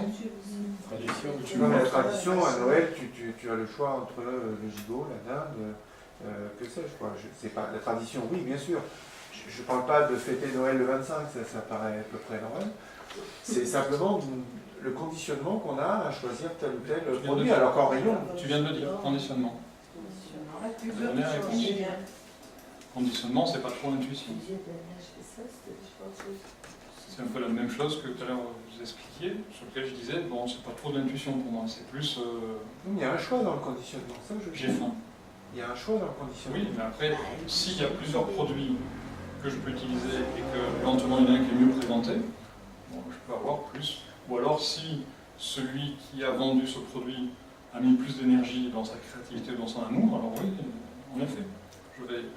Si vous vendez un produit qui va se retrouver en rayon et sur lequel vous ne croyez pas, et s'il y en a un sur lequel vous croyez mieux, énergétiquement, il y en a un qui va plus se vendre que l'autre.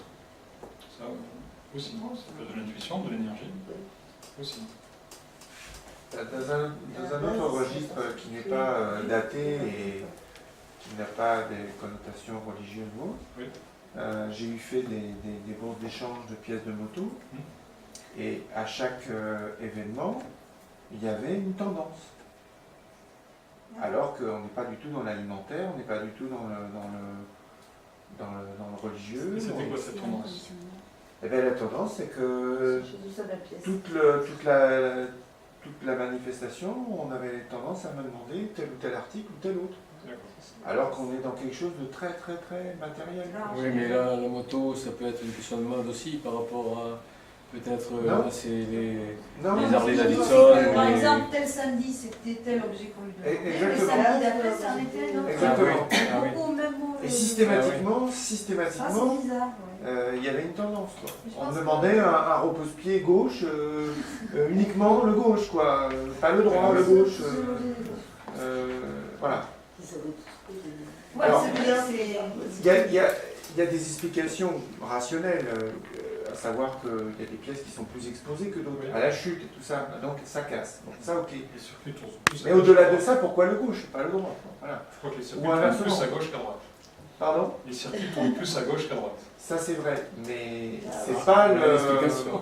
Oui, c'est pas le... Je suis d'accord avec vous. Ouais. Je pense que, enfin, je ne sais pas si j'ai bien compris, mais là, on est en train peut-être plus de dériver vers tout ce qui est phénomène quantique en fait. Pas nécessairement, c'est parce que j'observe depuis de nombreuses années que les gens vont en vacances majoritairement à tel endroit, ils vont acheter tel produit à Noël ou autre. Si on prend l'exemple de la pièce détachée de la moto, qui est quand même plus neutre que les autres. Parce que Plus neutre que les autres, voilà, c'est ça. On va prendre ça. Quelles pourraient être les hypothèses? Tu en as donné une. Alors, quelles peuvent être toutes les hypothèses? Mais pourquoi? Alors, parce que... Quelles peuvent être les autres hypothèses? Ben, il y en a guère. Eh bien, il y a des transmissions. Il y a les effets de mode, il y a les effets L'inconscient de énergétique. circulation, il y a les effets... Il y en a guerre parce que ça Mais reste... c'est rien à voir avec l'intuition, effectivement. Pour aller dans ton sens, Donc, il peut y avoir le fait qu'il y en ait un qui veuille, qui laisse son énergie, et que le deuxième soit attiré par la même chose, et ainsi de suite. Il peut faire que celui qui vend tel article, qui se retrouve sur ton stand, peut-être dans son pays ou dans son magasin ou autre, ait vraiment envie de vendre et fait un fabuleux effort pour vendre, qui fait que l'énergie arrive jusque-là, et que les gens ressentent que c'est cette pièce à acheter. Non, mais cette hypothèse, elle ne tient pas parce que le gars, il est en attente d'une pièce qu'il ne trouve pas. Tu vois ce que je veux dire?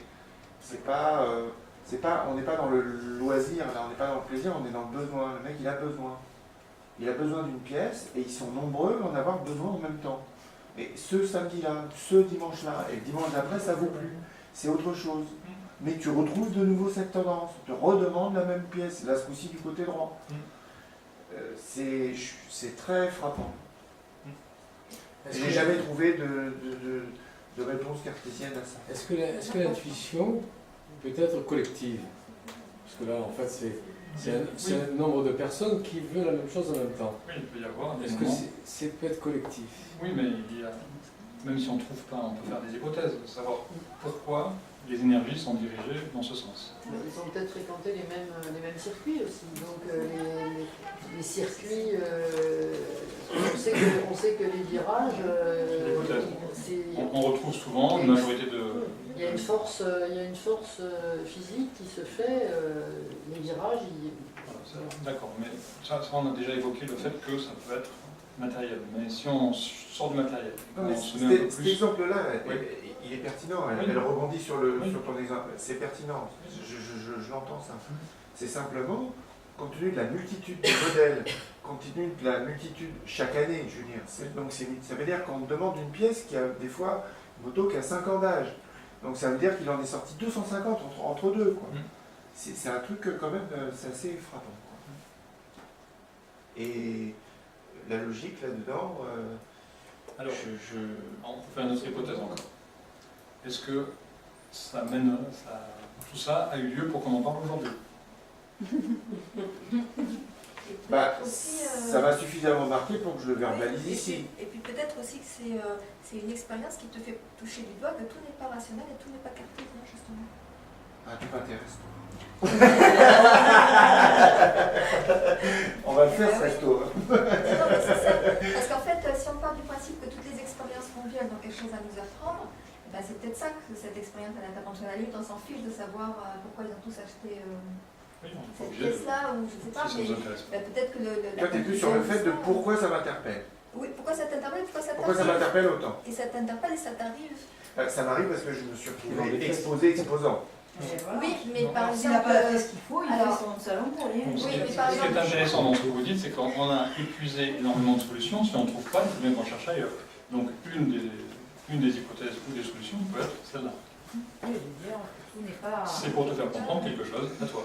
Il ne faut pas toujours chercher à comprendre. D'une manière générale, non mais alors, je vais peut-être rendre service à la collectivité. De manière générale, lorsqu'on ne trouve pas une réponse à quelque chose, est-ce que d'une manière générale, on l'évoque, parce qu'à un moment donné, il ne faut pas revenir à soi en se disant est-ce que je me pose pas une mauvaise question? Quand on ne trouve pas de... Comme en mathématiques, je fais des hypothèses, si je ne trouve pas de réponse, je vais continuer à faire des hypothèses. Donc il faut que je change de milieu pour faire d'autres hypothèses. Y compris celle que ça peut être quelque chose qui vient de son propre esprit et qu'il faut lâcher prise. Quoi. Oui, aussi. On peut regarder tout Il ça. faut arrêter de se poser la question. Et juste Parce qu'à un moment donné, il faut avancer. Juste une Je petite les écoute pas dans tes affaires. aparté, mais bon, peut-être on sort du sujet, mais tu vas me dire si on est hors sujet. S'agissant du cerveau, on a parfois l'impression d'avoir vécu une situation et de la revivre. C'est du déjà vu, ouais. Alors, dans quelle matière tu situes ce genre? On va en parler. Mais déjà, matériellement ou physiquement, sans aller trop dans l'intuition, qu'est-ce qui se passe pour se retrouver dans cette situation-là? Quels sont les différents cas de figure qui se passent? C'est-à-dire. Tout le monde a pu le vivre, ça. Ouais. Donc, quand on l'a vécu, certains savent d'où ça vient. Mais Bah, des rêves, non, Par exemple, ça peut être des rêves. Ouais. Ah, certains se rappellent C'est ce qu'on dit, qu'on a rêvé. Mais on s'en souvient pas nécessairement. Non, c'est pour ça que je dis certains. D'accord. Mais c'est Non, à mais l'intérieur de soi. C'est ancré, oui. C'est dans le subconscient. Mais Alors, certains, c'est par les rêves, d'autres, c'est par quoi? Mais dans l'explication que tu as donnée tout à l'heure, là, de ce qu'on enregistrait et de ce qu'on laisse de côté, Oui. peut-être que justement la sensation du déjà vécu, c'est quelque chose que notre esprit a vu, enfin notre Oui. subconscient a enregistré. Oui. Alors, dans le passé, dans le futur, ça, Ouais, mais ce qui est frappant dans le déjà vu, c'est que c'est vraiment toujours avec le même décor, les mêmes personnes. Enfin, c'est. Ouais, c'est typiquement la scène. Voilà, c'est qu'on l'a déjà vu dans une vie antérieure. On l'a déjà vu. Alors, est-ce qu'il est possible qu'un œil, l'un de nos deux yeux visualise quelque chose, que dans l'instant qui suit, l'autre revoit la même chose et que du coup ça nous rejoue la même scène? Est-ce que c'est crédible ça? Si c'est la même son après, non, parce que c'est D'accord. D'accord, Ça, d'accord, on s'aperçoit que. d'accord, d'accord. mais Mais Et là, il l'hypothèse inclut de le la vie cerveau. antérieure, l'hypothèse de la vie Là, il antérieure, inclut le elle cerveau, n'est pas non? toujours vérifiable. Enfin, Ah oui. Et parfois elle l'est. Par exemple, je sais pas moi, si tu vois une scène avec je sais pas, un nouvel instrument technologique, iPad 2 par exemple, ça peut pas être dans ta vie antérieure, tu vois ce que je veux dire? Oui, Donc ce c'est qu'on pour ça évoque, que des fois, ce qu'on évoque, c'est pas le passé, là, c'est Voilà. c'est le futur. c'est ça qui est troublant. Oui, donc ça peut être soit vécu en rêve, ça peut être soit vécu dans d'autres mondes, Ouais. en mécanique quantique ou autre.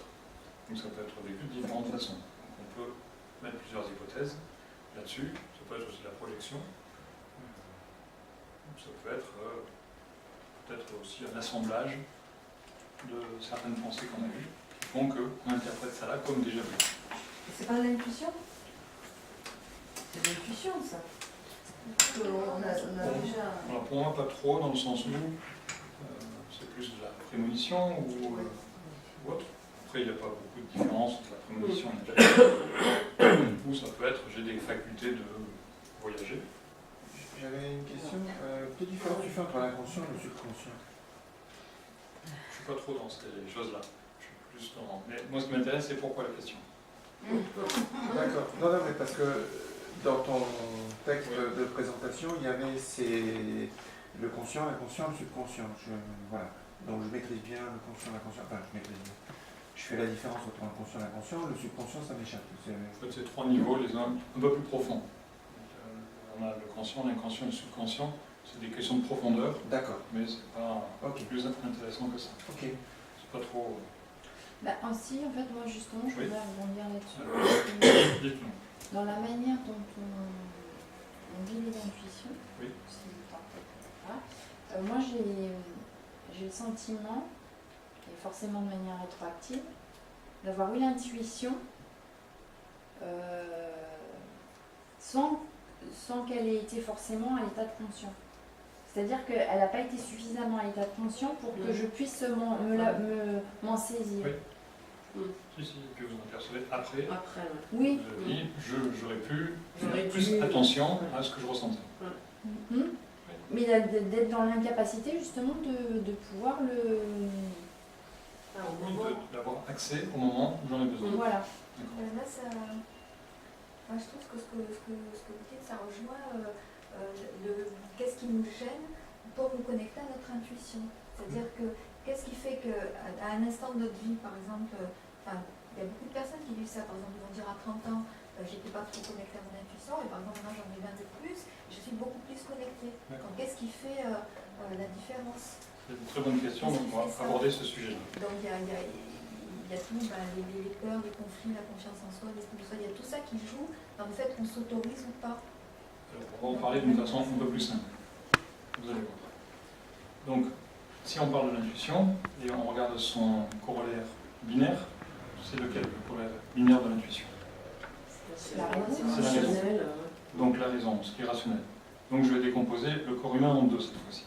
Verticalement, je pourrais le faire horizontalement, je pourrais le faire verticalement tel qu'on a vu tout à l'heure, pour l'instant je le fais horizontalement. Si je le fais horizontalement, et que je mettais des tendances, où est-ce que je mettrais la raison, où est-ce que je mettrais l'intuition? La raison, non? En haut, la raison. Donc je mettrais plus la raison ici, et plus l'intuition ici. D'accord, donc binaire, horizontal. Donc on se retrouve dans la... Vous allez voir, on n'a pas fini.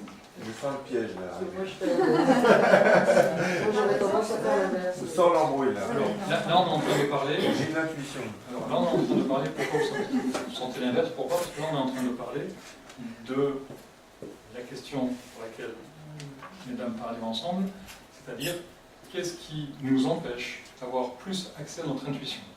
Donc je suis en train de dessiner les blocages que l'on a pour avoir accès à notre intuition. Alors vous êtes en train de parler de la solution, donc pour l'instant on regarde les blocages.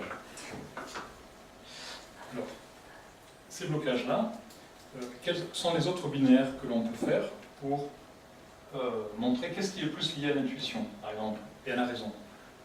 Est-ce que c'est plus le masculin ou plus le féminin? Intuition féminine. Intuition féminin. L'intuition, c'est plus le féminin. Donc, la raison, c'est plus le masculin. Ah, mais pas vraiment. Alors, Ah, là, Disons que ce sont nos Question. croyances qui disent C'est que... ça. attention. C'est ce qu'on dit. Après, dans la Qu'est-ce qui réalité... est vrai? ce qu'il faut savoir, c'est que l'être humain possède les deux. Oui. Mais, de manière générale, le masculin est plus cartésien. C'est pour ça d'ailleurs qu'on retrouve plus de femmes dans les conférences comme celle-ci, ou dans la thérapie, ou autre, puisqu'elle est plus développée sur l'intuition et le ressenti que l'homme qui est plus dans la tête en train de calculer. Donc pour aller plus loin là-dessus, justement, qu'est-ce que l'on peut faire encore comme autre... Le cerveau gauche, le cerveau droit. Oui, mais ça, il faudrait le décomposer dans l'autre sens. Ouais. Donc pour l'instant, on Ouais, reste... d'accord. Celui qui est au-dessus, celui qui est en dessous. Bah, il y a l'éducation, la culture, etc. Donc, tout ça, Oui, mais les qu'est-ce- conditionnements. Alors décomposez-moi ça en deux. Bah, moi, Éducation en haut. en haut, ouais. Là, il y a Tout ce l'élève qui et est- le maître. Alors, en haut, c'est l'éducation. Donc il est représenté qui? Par l'élève ou par le maître en haut? Par le maître. Ah non, le maître. ouais. Donc c'est le maître. Et en dessous, c'est l'élève. Mm. D'accord. Donc, en haut, Question chez les hommes, ça. en haut, on peut mettre encore qui? Le parent, Mm.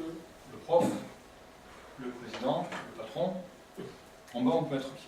Donc, en dessous, le prof, on peut mettre l'étudiant. En dessous, le parent, on peut mettre l'enfant. En dessous, le patron, on peut mettre l'employé. Et en dessous, Président. le président, le citoyen. D'accord? Si je fais un parallèle avec le symbolisme de la bougie. Souvent, certaines personnes se servent d'une bougie pour accéder à leur intuition ou pour la prière et ainsi de suite. Cette bougie, elle comporte combien d'éléments visibles? Trois. Trois. Ah oui, trois. Donc on a la matière qui est la cire, La mèche. on a la mèche qui est le lien et on a la flamme donc qui est la lumière. Et si on s'amuse à faire ce lien, on a la mèche représente quoi? La matière représente le côté matériel, ce qu'on a vu tout à l'heure. La flamme représente l'esprit, qu'on a vu tout à l'heure. Et la mèche représente le cœur, le lien entre les deux, la religion, la reliance entre le ciel et la terre. D'accord? Et si on prend les dictons, le siècle des Lumières, on a développé le siècle des Lumières dernièrement, mais la lumière est beaucoup plus de ce côté. Donc c'est plus le cartésianisme, l'intellectuel, tout ce qui est fait et autres, ou même si on utilise la matière. Maintenant, quand on éduque des enfants ou des étudiants ou des employés, celui qui est au-dessus dit c'est moi qui ai la connaissance. Tu te tais, tu suis. D'accord? Fais ce que je te dis, fais pas ce que je fais. Mais en même temps, à l'homme, on lui dit quoi? On lui dit ne pleure pas comme une fille.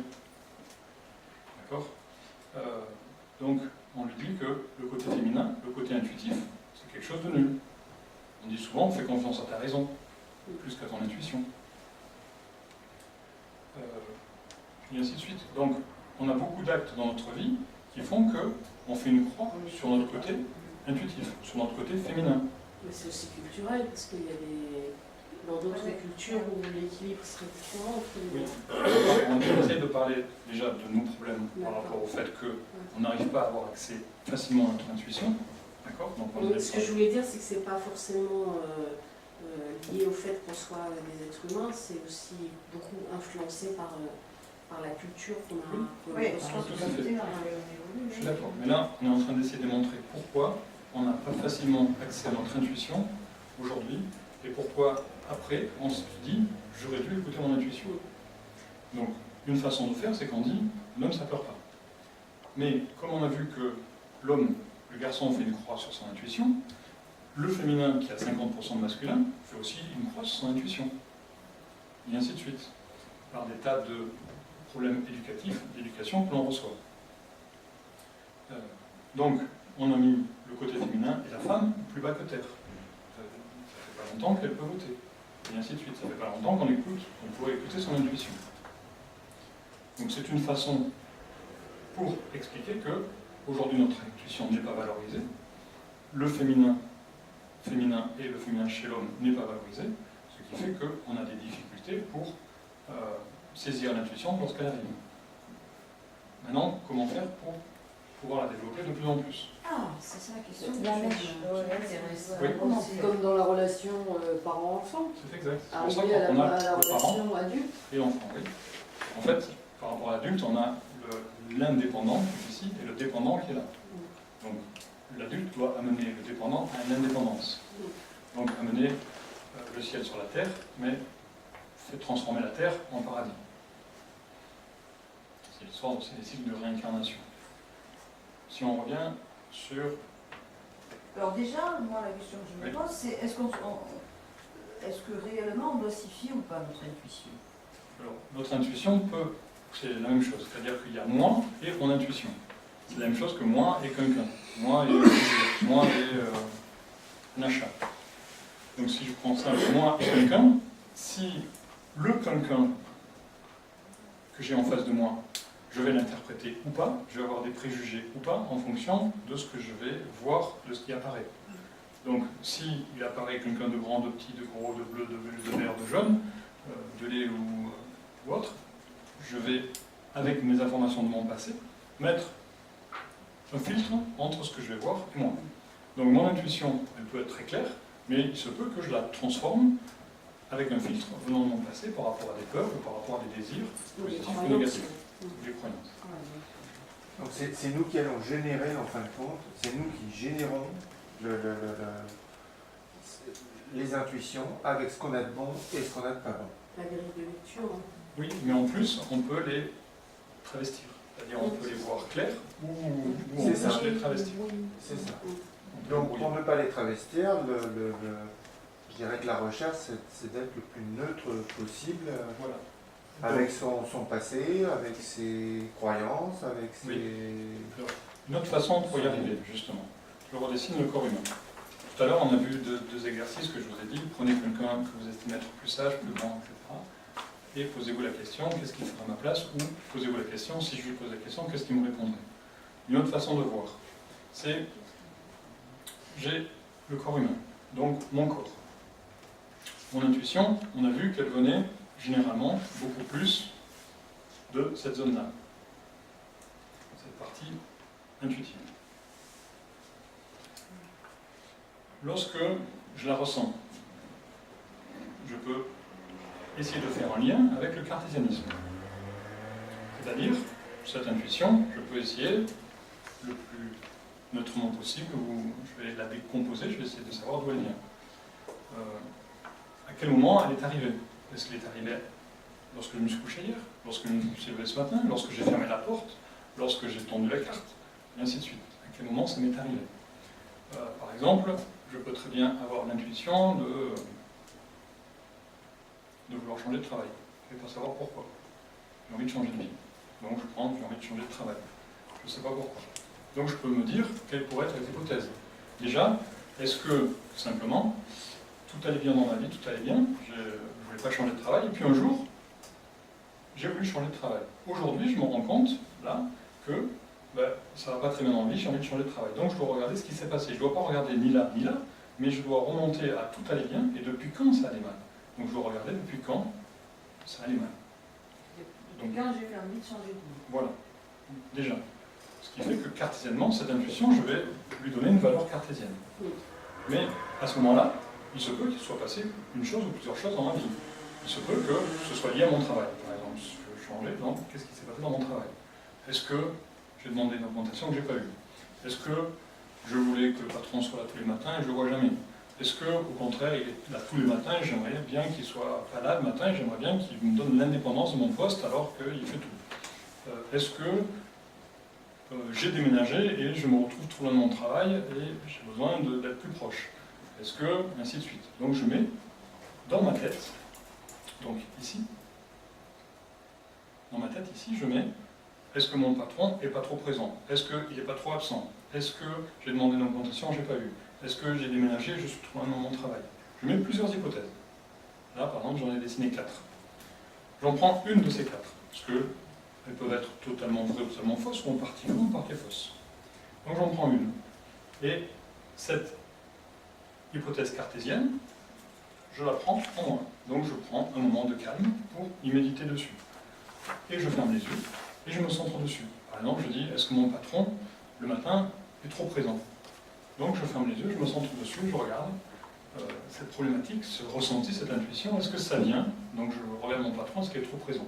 Et au bout de 10, 15, 20, 30 secondes, du temps que j'ai besoin, j'ouvre les yeux et je regarde comment je me sens. Si je me sens contracté, donc à quel endroit je me sens contracté? Quelque part dans mon corps, mais beaucoup plus proche de cette partie-là.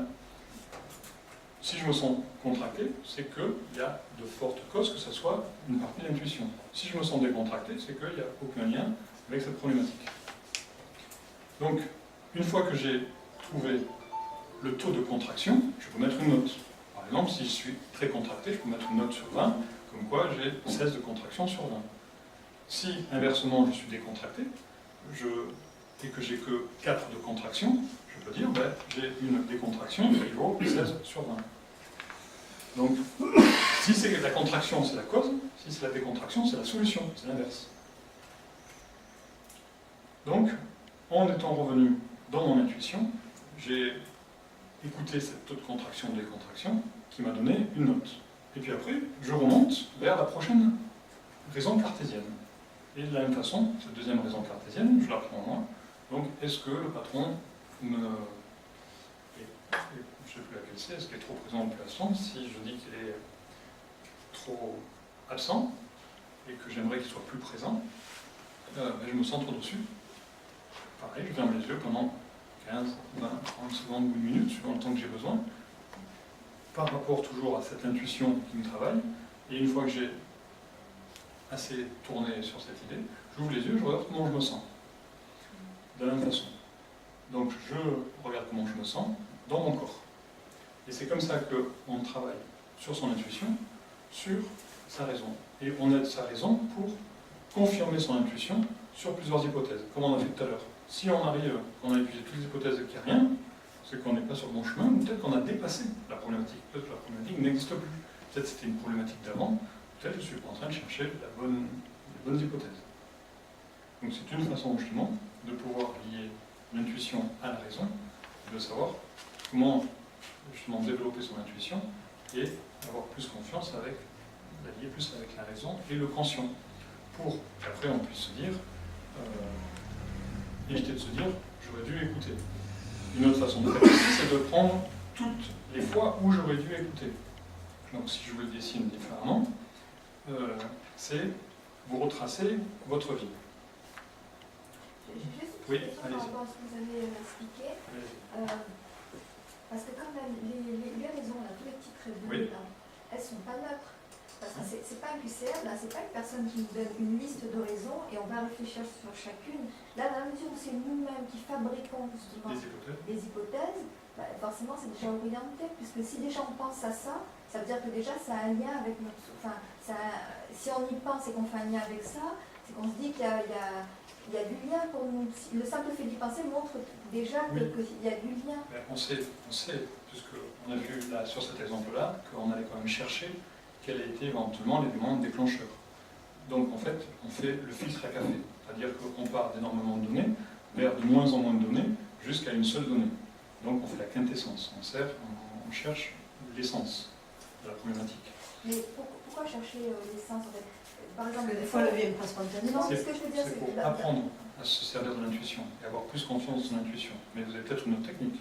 On vous Non, écoute. mais ce que je comprends pas, Oui. c'est, en fait, quand on fait ça, Oui. dans l'idée, par exemple, de changer de métier, Oui. il y a peut-être plusieurs choses, en fait, qui sont en cause. Ça peut être Bien sûr. que je dois repasser mon patron, Oui. il y a plusieurs choses, c'est pas forcément qu'une seule. Non, c'est pour ça que j'en ai dessiné que 4, mais on peut en Mais mettre pourquoi plus. on fait un entonnoir? Ça, je comprends pas. Alors, en entendant, parce que, comme on a pu voir sur les 4 choses, il se peut qu'il n'y en ait qu'une seule qui parle, ou éventuellement 30% de ça là, 30% de ça là, 30% de ça là, et puis 10 de ça là.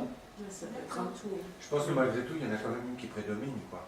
Une, Et qui deux, donne prétexte à dire que toutes les autres ne vont pas, quoi. c'est clair. Du coup, ça devient loin parce que je C'est suis pour pas ça- assez payé. C'est du pour ça coup, qu'on met une note. C'est pour ça qu'on met une note, pour se connaître le pourcentage. Le pourcentage d'action de cette intuition sur nous. En fait, ça veut dire qu'à terme, on va réussir à, tout changer de vie. en fonction de son degré de contraction ou décontraction, on va pouvoir C'est ça. Donc, aller notre, prendre la chercher décision. c'est ça. Notre corps humain est une sorte de thermomètre, c'est un élément vibratoire. On est relié, c'est comme un diapason. C'est pour ça qu'on dit se mettre au diapason. Le diapason, c'est quoi? Est-ce que vous connaissez le diapason? Alors, l'instrument du diapason, en plus, il a une forme assez rigolote. Ce diapason, la forme d'un diapason est comme ceci, d'accord? Donc il est assez proche de l'être humain. Et lorsque vous faites sonner un diapason et que vous en mettez un autre à distance raisonnable, l'autre se met à vibrer à la même note, sans qu'il soit touché, donc par les vibrations de l'air. Mais il se passe la même chose entre les êtres humains. Donc se mettre au diapason, timbre d'éteindre, d'éteindre de quelqu'un, prendre la tête de quelqu'un, c'est aussi la même chose. Et par rapport à ces idées, ou à sa raison cartésienne, c'est justement trouver quelle est la problématique qui vibre avec mon intuition. Donc c'est arriver à savoir quel est le pourcentage qui vibre avec... parce que les diapasons, il y en a, bon, on connaît un qui est sur une note importante, qui est le La, mais après on peut avoir sur différentes notes. Et si le diapason n'a pas la même vibration, il ne va pas vibrer. C'est la même chose que l'on fait verticalement entre sa raison et son intuition. On écoute le diapason qu'il y a entre l'hypothèse que je mets et ce que je ressens. Et c'est vrai que j'oriente dans le sens où je ne vais pas prendre, j'ai besoin de 365 jours par an de vacances. Parce que c'est bien, mais c'est pas forcément ce qui me contracte. Il y a une raison cartésienne qui me contracte et qui fait que, une fois que j'arrive au but, ben, je peux dire, oui, c'est vrai, je veux prendre 365 jours de vacances. Alors si on pousse un petit peu plus loin encore pour savoir comment on peut utiliser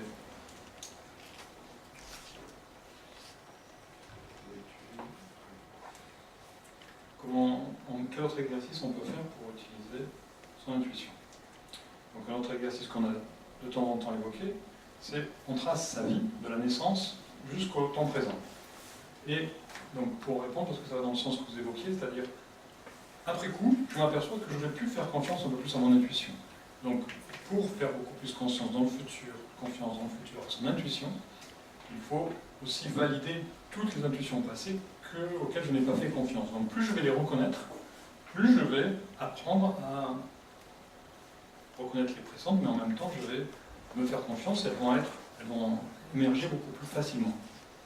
Donc je dessine par exemple la vie que j'ai eue en famille, puis éventuellement le moment où j'étais seul, ou le moment où j'étais avec quelqu'un, puis j'ai rencontré quelqu'un d'autre, puis j'ai été seul, puis j'ai rencontré quelqu'un d'autre. Mais je peux faire ça avec les gens que j'ai rencontrés, comme avec les pays dans lesquels j'ai vécu, comme avec éventuellement le travail que j'ai pu changer dans ma vie. C'est-à-dire les moments où j'ai été sans travail, et les moments où j'ai pris un travail, puis j'ai changé de travail, puis j'ai été sans travail, puis j'ai changé de travail, et ainsi de suite. Donc on peut le faire à différents degrés. Et donc une façon d'accéder plus facilement à sa intuition, donc après coup, puisque après coup je suis ici maintenant. Je fais une analyse de ma vie en me posant 3 questions, en faisant ce petit schéma, en me posant 3 questions. La première question que je me pose, par exemple, c'est pourquoi j'ai voulu partir? À chaque fois, qu'est-ce qui n'allait pas pour lesquels j'ai voulu partir? Souvent, ce sont des questions que je ne me suis jamais posées. Et du fait que je me les pose après coup, je commence un petit peu plus à m'intéresser à moi, à me faire confiance, et puis en même temps à valoriser ma personne, donc mon intuition. Parce que quand je valorise tout, y compris mon intuition. Donc la première question, c'est pourquoi j'ai voulu partir? Qu'est-ce qui s'est passé? La deuxième chose, c'est en même temps que j'ai voulu partir, j'ai voulu aller vers quelque chose de positif. Vers quoi j'ai voulu aller de positif? Je vais changer les piles parce que je suis en train de... J'avais l'intuition que tu allais être embêté avec tes piles. Je sais pas pourquoi, mais... Elle bouge, je ne comprends pas pourquoi elle bouge. Tout est bien fixé. C'était facile parce qu'il l'a dit. Est-ce que tu as balayé toutes les hypothèses? J'ai pas envie. Ouais, voilà, ça C'est pas envie. Ça marche, ça marche pas. Je pense que tu as l'intuition parce qu'il nous avait prévenu. ça lui avait dit celle-là. Alors, donc la deuxième question, c'est vers quoi je voulais aller? Et la troisième question qu'on oublie souvent, c'est un peu fort, la troisième question qu'on oublie souvent, qui est aussi important à se poser, c'est entre deux, ici, qu'est-ce que j'ai fait entre deux que je ne faisais pas lorsque j'étais avec les autres? Et souvent, il y a plein de choses que je fais pas, enfin que je fais plutôt quand je suis entre deux, qu'après je ne fais plus, par convenance, par coutume ou autre. Et donc le fait de se poser trois questions, on développe aussi, on se fait plus confiance, on développe son intuition, parce qu'on revient en se disant, ben, j'ai eu l'intuition que... Une autre façon de faire aussi, comme on l'a souvent évoqué, comme on l'a évoqué tout à l'heure plusieurs fois dans différents exemples, c'est on a deux êtres humains. On va prendre un masculin, un féminin. Donc un féminin et un masculin. Ces deux êtres humains, inconsciemment, vont l'un vers l'autre. Quand ils vont l'un vers l'autre, je ne sais plus, alors c'était pour l'intuition, ils vont le voir, c'est ça. Mais ils ne savent pas, ils ne savent pas qu'ils vont se rencontrer. Avant la rencontre, qui peut se produire ici, sur lesquels après ils peuvent aller encore plus loin l'un vers l'autre ou pas, parce qu'ils peuvent changer de direction,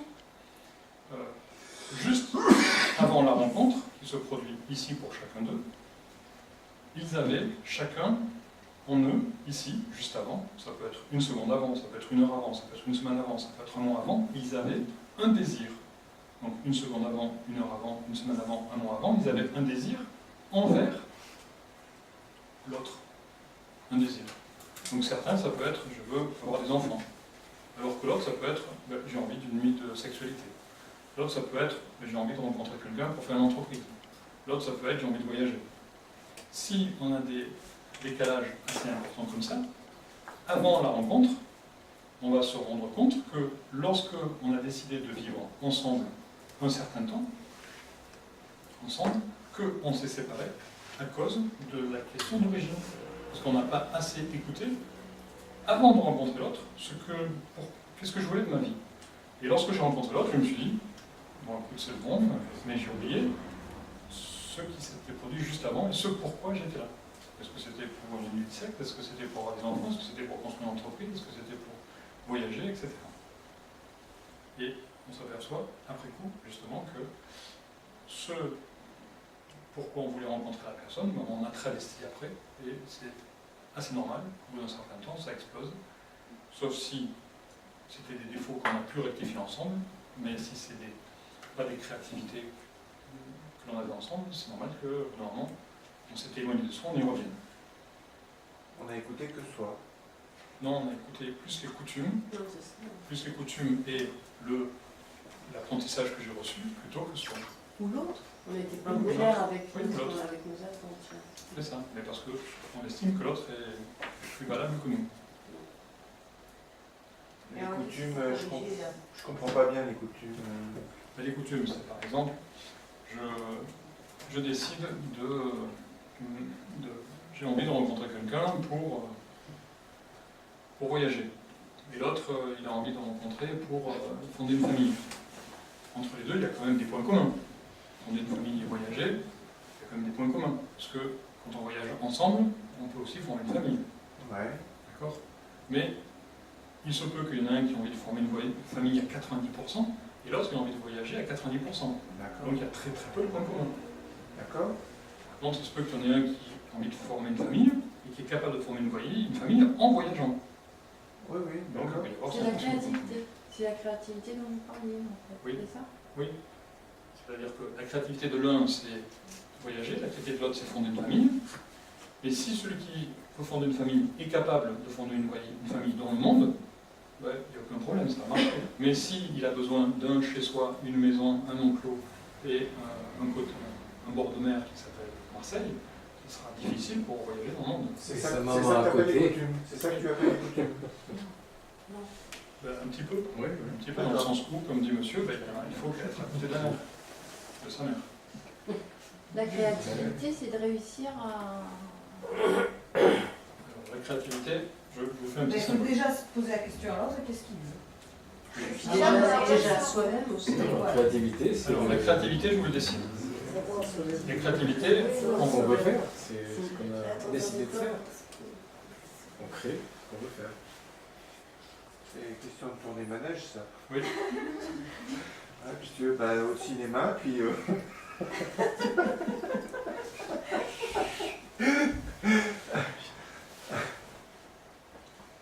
alors, ça ressemble à quoi, ceci? Cerveau. Un puzzle. Un puzzle. Alors, ce puzzle, comme tous les puzzles, on sait qu'on ne peut pas mettre une pièce à la place d'une autre. Pourtant, on nous apprend l'inverse. On nous apprend que de regarder la femme du voisin, la voiture du voisin, la maison du voisin et le contournement du voisin. Donc on nous apprend à prendre la place de l'autre. Donc c'est impossible, parce qu'on est tous différents. Les coutumes, c'est ça. C'est qu'on nous apprend des choses, des troncs communs. On a des troncs trop communs. Mais là où on se trompe, enfin, où on se trompe noblement, c'est que dans ces troncs communs, c'est vrai qu'il y a des parties qui nous correspondent. Entre ces deux entités-là, il y a quand même des choses qui sont semblables. Donc, sur ces choses qui sont semblables, là, on dit, c'est vrai que la personne a beaucoup de points communs avec moi. Mais est-ce qu'il y a plus de points communs ici, avec cette pièce-là, ou est-ce qu'il y a plus de points communs avec cette pièce-là? Ou est-ce qu'il y a plus de points communs avec celle-là? Donc on s'aperçoit que, enfin, si je reprends et que je me mets à la place de celle-là, de pièce, j'ai aucun point commun avec celle-là, bien sûr. J'ai que des points communs, soit avec celle-là, soit avec celle-là. Mais avec celle-là, j'ai un peu moins de points communs, avec celle-là, j'ai plus de points communs. Mais ce qu'il faut aussi mettre en place, c'est que l'univers est stable et grandit. C'est-à-dire que ce puzzle, il ne reste pas fixe. Ce puzzle se grandit aussi. Donc le nombre de points communs que l'on a ensemble peut augmenter en fonction de la forme que va prendre notre créativité, notre pièce. Ou diminuer. Tout à fait. Donc c'est pour ça qu'il est important, comme disait Alicia, c'est de savoir au début. Donc on a nos deux entités, le côté féminin, le côté masculin. Ces entités ont chacun leur ligne de vie, qui date de avant la rencontre, puis un jour ils veulent se rencontrer, donc ils veulent avoir une histoire en commun, et ils ont aussi quelque chose à faire en commun. Et très souvent, quand on se rencontre, il existe pour les gens plus que cette histoire-là. Et qu'est-ce que font la majorité des gens? Ils font une croix sur cette histoire-là et sur cette histoire-là. Ce qui n'est pas bon. Je n'ai pas compris là. On va le faire différemment. On revient là-dessus après. Si je le fais différemment, les gens ont trouvé la solution. Aujourd'hui, ils disent on a chacun notre appart et puis on se voit pour les bons moments. Moi, je dirais il y a mieux que ça. C'est-à-dire comment on a utilisé dans notre enfance, c'est-à-dire tous les parents essayent le plus possible parce que chaque enfant ait une chambre à lui. En fait, quand on est ensemble, ça serait bien d'avoir une pièce de créativité chacun dans l'appartement où on est, avec une zone commune qui est les zones habituelles. Mais en plus, il faut ces zones, sauf si on a 100% de points communs, si on a 100% de points communs, il n'y a pas besoin de ces zones séparées. Mais souvent, on a quelqu'un de plus extraverti d'un côté, donc qui va dans tous les sens, et puis on a quelqu'un de plus introverti qui est hyper rigoureux ou hyper rigide. Donc celui qui est très rigide va aller apprendre beaucoup plus de souplesse à côté, et celui qui est hyper bordélique va aller apprendre un peu plus de rigueur. C'est-à-dire que si vous enlevez ces deux pièces-là, les gens vont se dire, ils vont casser parce qu'ils n'ont pas assez de points communs. On peut enlever ces deux pièces extrêmes si les gens ont 100% de points communs.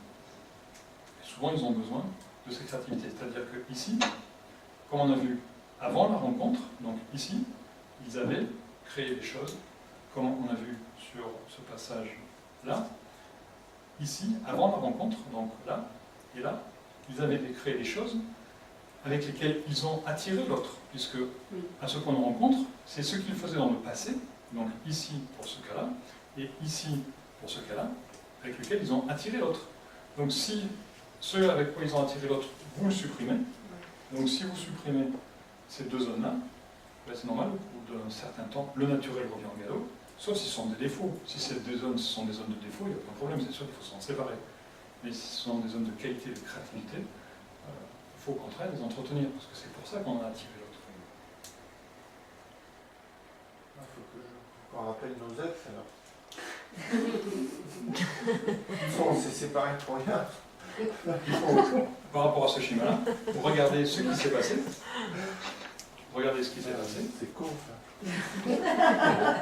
On a rencontré Marc avant. Tu vas pas faire de Ah, Alicia, t'as fait une connerie là d'aller avec ton mec là. Tu vois, t'aurais dû me dire oui quand il y a 2 mois. Il est encore peut-être temps maintenant. Il faut revenir sur ce cas-là, justement, par rapport à ses ex, et regarder ceux qui n'ont pas été très performants. Et donc, éventuellement, vous pouvez regarder cette zone-là, c'est-à-dire qu'est-ce qui a attiré l'autre que je n'ai plus mis en place après. Ah oui, qui fait que ça clash après. Voilà. Ça ne veut pas dire que ça clash tout le temps, ça clash assez souvent à cause de ça. Mais si vous êtes rencontrés en disant, quelle que soit la difficulté qu'on va rencontrer, on va en parler ensemble pour modifier nos actes, et s'il y a assez de points communs, ça continue à rouler. Mais si on reste chacun sur sa position, c'est difficile. Pour rebondir sur ce que tu viens de nous expliquer, le chacun chez soi, dans le couple, quel regard tu portes Est-ce que intuitivement, puisqu'on parle d'intuition, est-ce que intuitivement tu ressens que c'est quelque chose de bien, que chacun soit chez soi? Oui. Pourquoi? Parce que j'ai vécu différemment. Et que j'en connais les rouages. D'accord, donc c'est plus de l'intuition, On c'est de a la une connaissance. certaine indépendance. C'est plus de l'intuition, c'est de la connaissance. Je suis quand même dans l'intuition parce que je ne l'ai pas clairement mis en pratique avec quelqu'un Pourtant, tu aimerais le mettre en pratique. Ouais, c'est plutôt cette idée-là. Ouais. D'accord, donc c'est pas l'intuition. Et si, parce que je suis avant que ça ne... Et demande-nous si elle veut vivre ses parents. C'est Tu sûr la que tu mènes vas avoir pas en un problème. Algérie, ou en Libye. Parce que tu vas avoir un problème sinon. Ouais. Au bout d'un moment, elle va te dire suffit maintenant. Donc ça ne vaut que si elle est dans la même... Il y a toujours l'exception qui confirme la règle. C'est-à-dire, il y a toujours une C'est femme ce qui qu'il a dit. voudra éventuellement garder son chez elle, Bah ouais. pour X ou Y raison, et ne surtout pas avoir de Pascal chez elle. D'obligation. Qui est Non, dans- puis on peut évoluer, on peut ne pas avoir envie de vivre avec une autre personne, et puis à Si un moment tenir. donné dans la relation, la chose peut évoluer. La chose peut évoluer si l'autre aussi est d'accord pour évoluer dans ce sens. La chose peut évoluer quand au départ la position est faite de peur, de crainte et éventuellement de renouveler un schéma négatif entre guillemets, quoi. C'est pour ça que ça peut évoluer dans l'autre sens en fonction de la relation elle-même. En fait. Ça Oui, dépend mais- de la personne quand même oui. en face. Et Oui. si l'autre est parti en disant, s'il y en a un qui dit non, je veux un chez moi, et que l'autre entend ok, il est d'accord pour que cette personne ait un chez elle, et que dans la relation un jour, celle-là va se rapprocher et va y avoir un lien commun, et que celle-là est partie sur non, Ah bah, ça ne marchera pas. c'est clair. Donc il faut avant savoir que les logements séparés sont possibles et les logements communs sont possibles. Ouais. Voilà, À les ce deux sont moment-là, possibles. Ouais. S'il y en a un qui avance, l'autre avancera parce que c'était possible. Ouais, voilà. Il faut que dans les Enfin, on hypothèses de s'éloigne de l'intuition quand même, parce que ça c'est clair. Pas trop. Bah, non, Pas parce Pas tellement. départ. Non. Alors, Parce que si on arrive à avoir son propre espace, et sa créativité, c'est ce qui fait qu'on va pouvoir continuer à avoir l'intuition. C'est ça. C'est ça. Est-ce que certaines personnes peuvent masquer du style, oui, je suis d'accord pour qu'on ait un appart. Actuellement, on a nos appartements séparés. Je suis d'accord pour qu'on ait un appartement commun. On fait tout pour avoir un appartement commun. Et puis après, il y a toujours une excuse pour que ça ne se fasse pas. Donc là, c'est quelqu'un. Il faut déceler l'excuse. Voilà. C'est l'intuition qui va. Ton intuition doit te dire. Oui. Barre-toi. Il ne veut pas vraiment. C'est pas forcément au toi, c'est qu'il a sûrement une peur ou une raison qui fait que soit c'était pas prévu au début, soit ça se fait pas tel qu'il le souhaite, soit il n'y a pas assez d'espace pour lui, soit il y a trop de choses à faire. Oui, mais si ça ne se fait pas comme il le souhaite, bon, il avait peut-être pas dit tous ses souhaits au départ. C'est ça. D'accord. Et peut-être parce qu'il n'a pas ressenti que ses souhaits soient acceptables par toi, par exemple. Ou qu'il n'avait pas la place de le dire, ou le temps de le dire, ou l'envie de le dire. Et puis après, moi je trouve que très souvent les gens n'ont pas forcément conscience de ce qu'ils veulent. Oui. Ils sont pas au clair. Ils ne sont pas au clair. En fait, tous les appartements en commun et les maisons, ils vont les trouver dans tout un défaut. Mais en fait, ils n'ont même pas conscience eux-mêmes que c'est parce que c'est pas ce qu'ils veulent.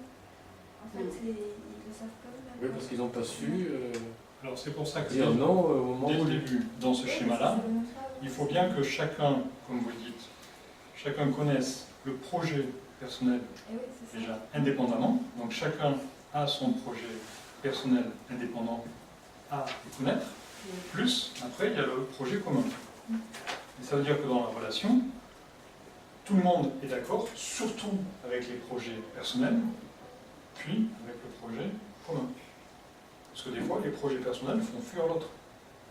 Et si on ne parle pas des projets personnels pour lesquels inconsciemment on a attiré l'autre, après, par coutume, on en met un autre en place, en disant ça, laisse tomber, ça colle plus. En fait, c'est une découverte à faire l'un par rapport à l'autre. En restant sur ses positions. Ce n'est pas des positions égoïstes, c'est des positions d'attraction. C'est ce que tu es. C'est ce que tu as envie d'être. Oui. Alors après, j'ai une question par rapport à cette pièce où chacun a de l'espace. Est-ce que c'est la question que je me pose, c'est est-ce que c'est lié à un espace physique? Je ne suis pas sûre que ce soit un espace physique. Je crois que c'est un espace dans la relation. Parce que je pense qu'on peut avoir des gens qui vivent ensemble où chacun a son espace physique, mais où la relation fait qu'il y en a un qui bouffe l'autre. C'est pas parce qu'il va avoir son espace physique, ça va changer quoi que ce soit. C'est-à-dire, est-ce que l'espace, c'est pas un espace de liberté, enfin un espace à soi, qui n'est pas forcément matérialisé? J'entends bien ce que vous dites. Mais si on se retrouve dans ce cas de figure, et que par exemple, cette personne-là est quelqu'un qui veut, comme vous l'avez dit, bouffer celle-ci. D'accord? Et bien, celle-ci ne va jamais autoriser à ce que celle-là ait un lieu pour elle. Donc même pas, ça va se produire.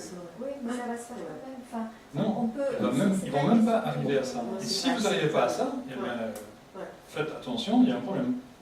Ils vont pas arriver à quoi? À prendre un logement sur lequel il y a des pièces séparées. Parce que celui qui veut bouffer l'autre, on n'autorisera pas l'autre à avoir sa pièce. Sachant que cette pièce-là, elle a une porte étanche, et celle-ci aussi une porte étanche, parce que celui-ci, l'extraverti, il a envie de mettre la musique à fond, ou il a envie d'inviter Pierre-Paul Jacques, celui-ci, l'introverti, il a envie de méditer, ou il a envie de regarder sa télé. Donc il y a une porte étanche qui fait qu'on peut la former à clé, et que si celui-là a envie d'embêter, de manger celui-là, grâce à la porte, il ne peut même pas y arriver. Mais je ne sais pas si c'est... Enfin, ce que je me demande, c'est qu'après, il peut y avoir des jeux vraiment de l'ordre, des jeux psychologiques et une culpabilisation de l'autre et tout, qui fait que même si effectivement il est fermé et qu'il écoute sa musique, il va pas être bien, parce qu'il va avoir un niveau de culpabilité.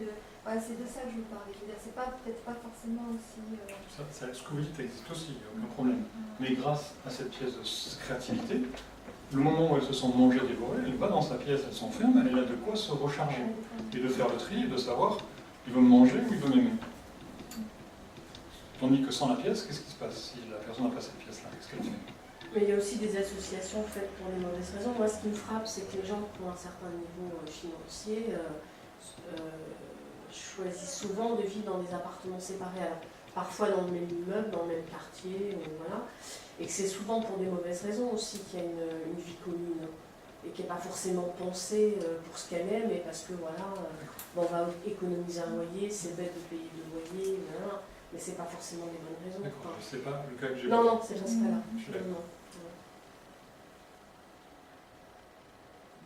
Mais ça, enfin, on connaît peu de, enfin moi autour de moi, je connais peu de situations comme ça, là, où chacun a son espace. C'est pour ça qu'au début, on a dit qu'on va parler de choses que l'on Ah, ne connaît ça pas, serait bien. des choses Après, nouvelles. Il faudrait un moyen aussi. Ouais, voilà, nouvelles. c'est ça. Parce que Ouais. chacun. Mais je pense que plus que le moyen, c'est est-ce qu'on en a le désir et est-ce qu'on est conscient de ça, quoi. Si, Il y a les trois. Lorsqu'on fait il des y a les enfants, moyens, il y a le lorsqu'on fait des désir. enfants, on met une pièce par enfant, hein, donc on a les moyens. Ouais, mais c'est plus naturel. Hein. Oui, mais Ouais. Bah, c'est après, moins coutume. c'est naturel aussi de retrouver sa chambre. Non, mais Ouais, l'espace. mais moi il je peut connais être, personne qui est ça, quoi. Si, c'est Si, Ouais. ah oui.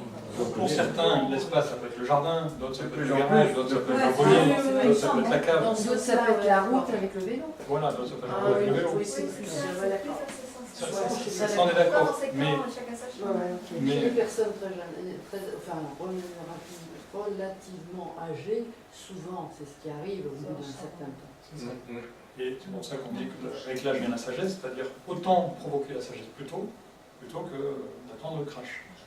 Donc autant de provoquer cette sagesse plus tôt. Puisque c'est ce qui se produit. Quand c'est lié à l'âge, c'est plus une question d'intimité, en fait. Non, c'est une question de maladies qui font que on ne peut plus supporter quelqu'un dans le même Ben, donc combien- c'est contrainté, on prend combien- la chambre. En thérapie, on le voit. Des fois, il y a des couples dans lesquels l'homme ronfle et puis la femme ne le supporte plus. Donc l'homme consulte pour ronfler. Ben, une façon d'y arriver, c'est justement que l'homme ait de temps en temps sa pièce pour justement ne pas épuiser la compagne. Et donc, il va justement ronfler ailleurs, parce que c'est physiologique, c'est une détente. Là, on parle plus d'amour, là. Hein. Si, parce que justement, s'autoriser à faire ça a résolu beaucoup de problématiques là-dessus. Parce que les gens arrivent à retrouver l'énergie, et après arrivent à se retrouver ensemble dans la même chambre, Mais sans problème. c'est ce à quoi je songe. Voilà. C'est ce que j'ai proposé à Alicia. C'est chacun chez soi. Toi, tu ronfles. Alice, Non. tu as mis un. C'est Alice, toi. Non, Alicia. Oui, t'as bien entendu. Ne fais pas semblant de Il parler. y a Après Alice cette A, séance, il y a Alice B, il y Je a vais Alice pouvoir C. reformuler ta question. Oui, non, on est complètement dans l'amour parce que, enfin, de mon point de vue, parce qu'il y a le respect de l'autre, il y a le respect de soi, il y a l'épanouissement du couple, il y a faire des choses ensemble quand c'est le moment de les faire. Il y a, enfin, moi, je n'y vois que de l'amour là-dedans. Pas une volonté de fuir, de pas m'engager, de pas, non, pas du tout. Il nous reste 5 minutes. Quelle est la dernière question que vous auriez aimé sur ce thème d'intuition? Est-ce qu'il y a un point en particulier sur lequel vous aimeriez revenir? Est-ce qu'il y a un point qu'on n'a pas évoqué?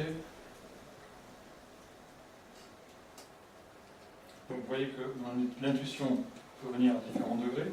C'est bien d'arriver à pouvoir détailler d'où elle vient pour avoir plus confiance en soi.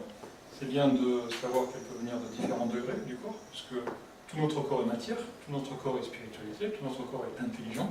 Donc l'intuition peut venir de différents endroits, dans le corps et comme à l'extérieur du corps.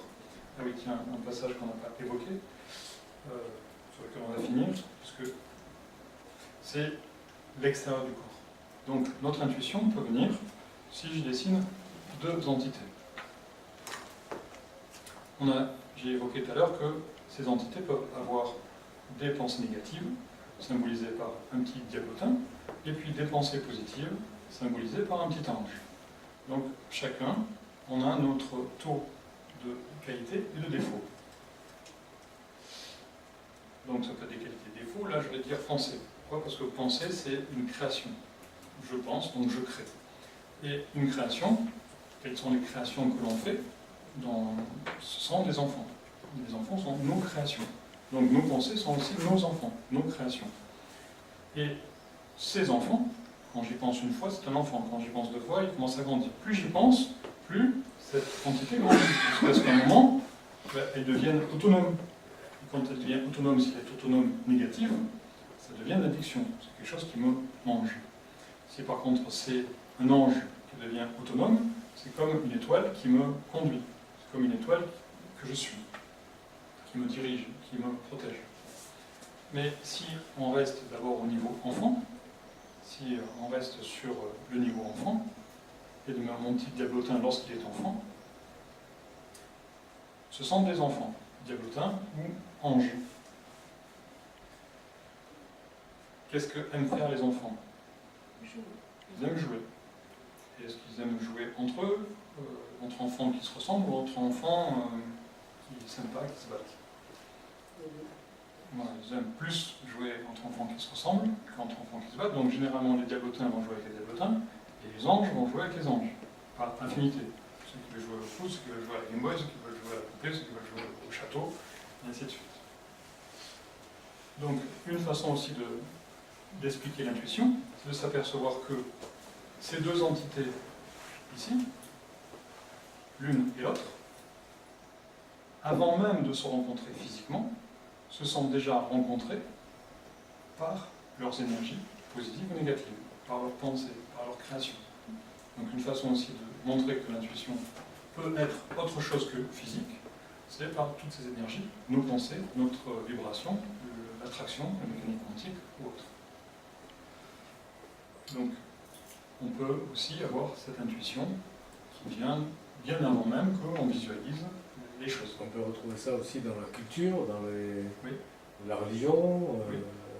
Les projets. Donc il faut prendre le temps de penser. Écouter surtout. Surtout écouter, parce que c'est quand vous êtes au calme que les choses sont plus faciles, sont plus discernables.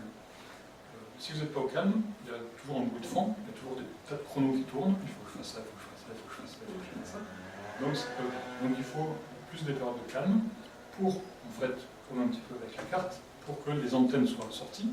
Oui, pour créer réellement. Et que je puisse écouter ce qui se passe avec toutes mes antennes. Donc, je vais entendre mes défauts, éventuellement se rapprocher de défauts, et mes qualités se rapprocher d'autres entités de qualité. Donc, par rapport à ça, une façon aussi de modifier son intuition, c'est de modifier son copinage.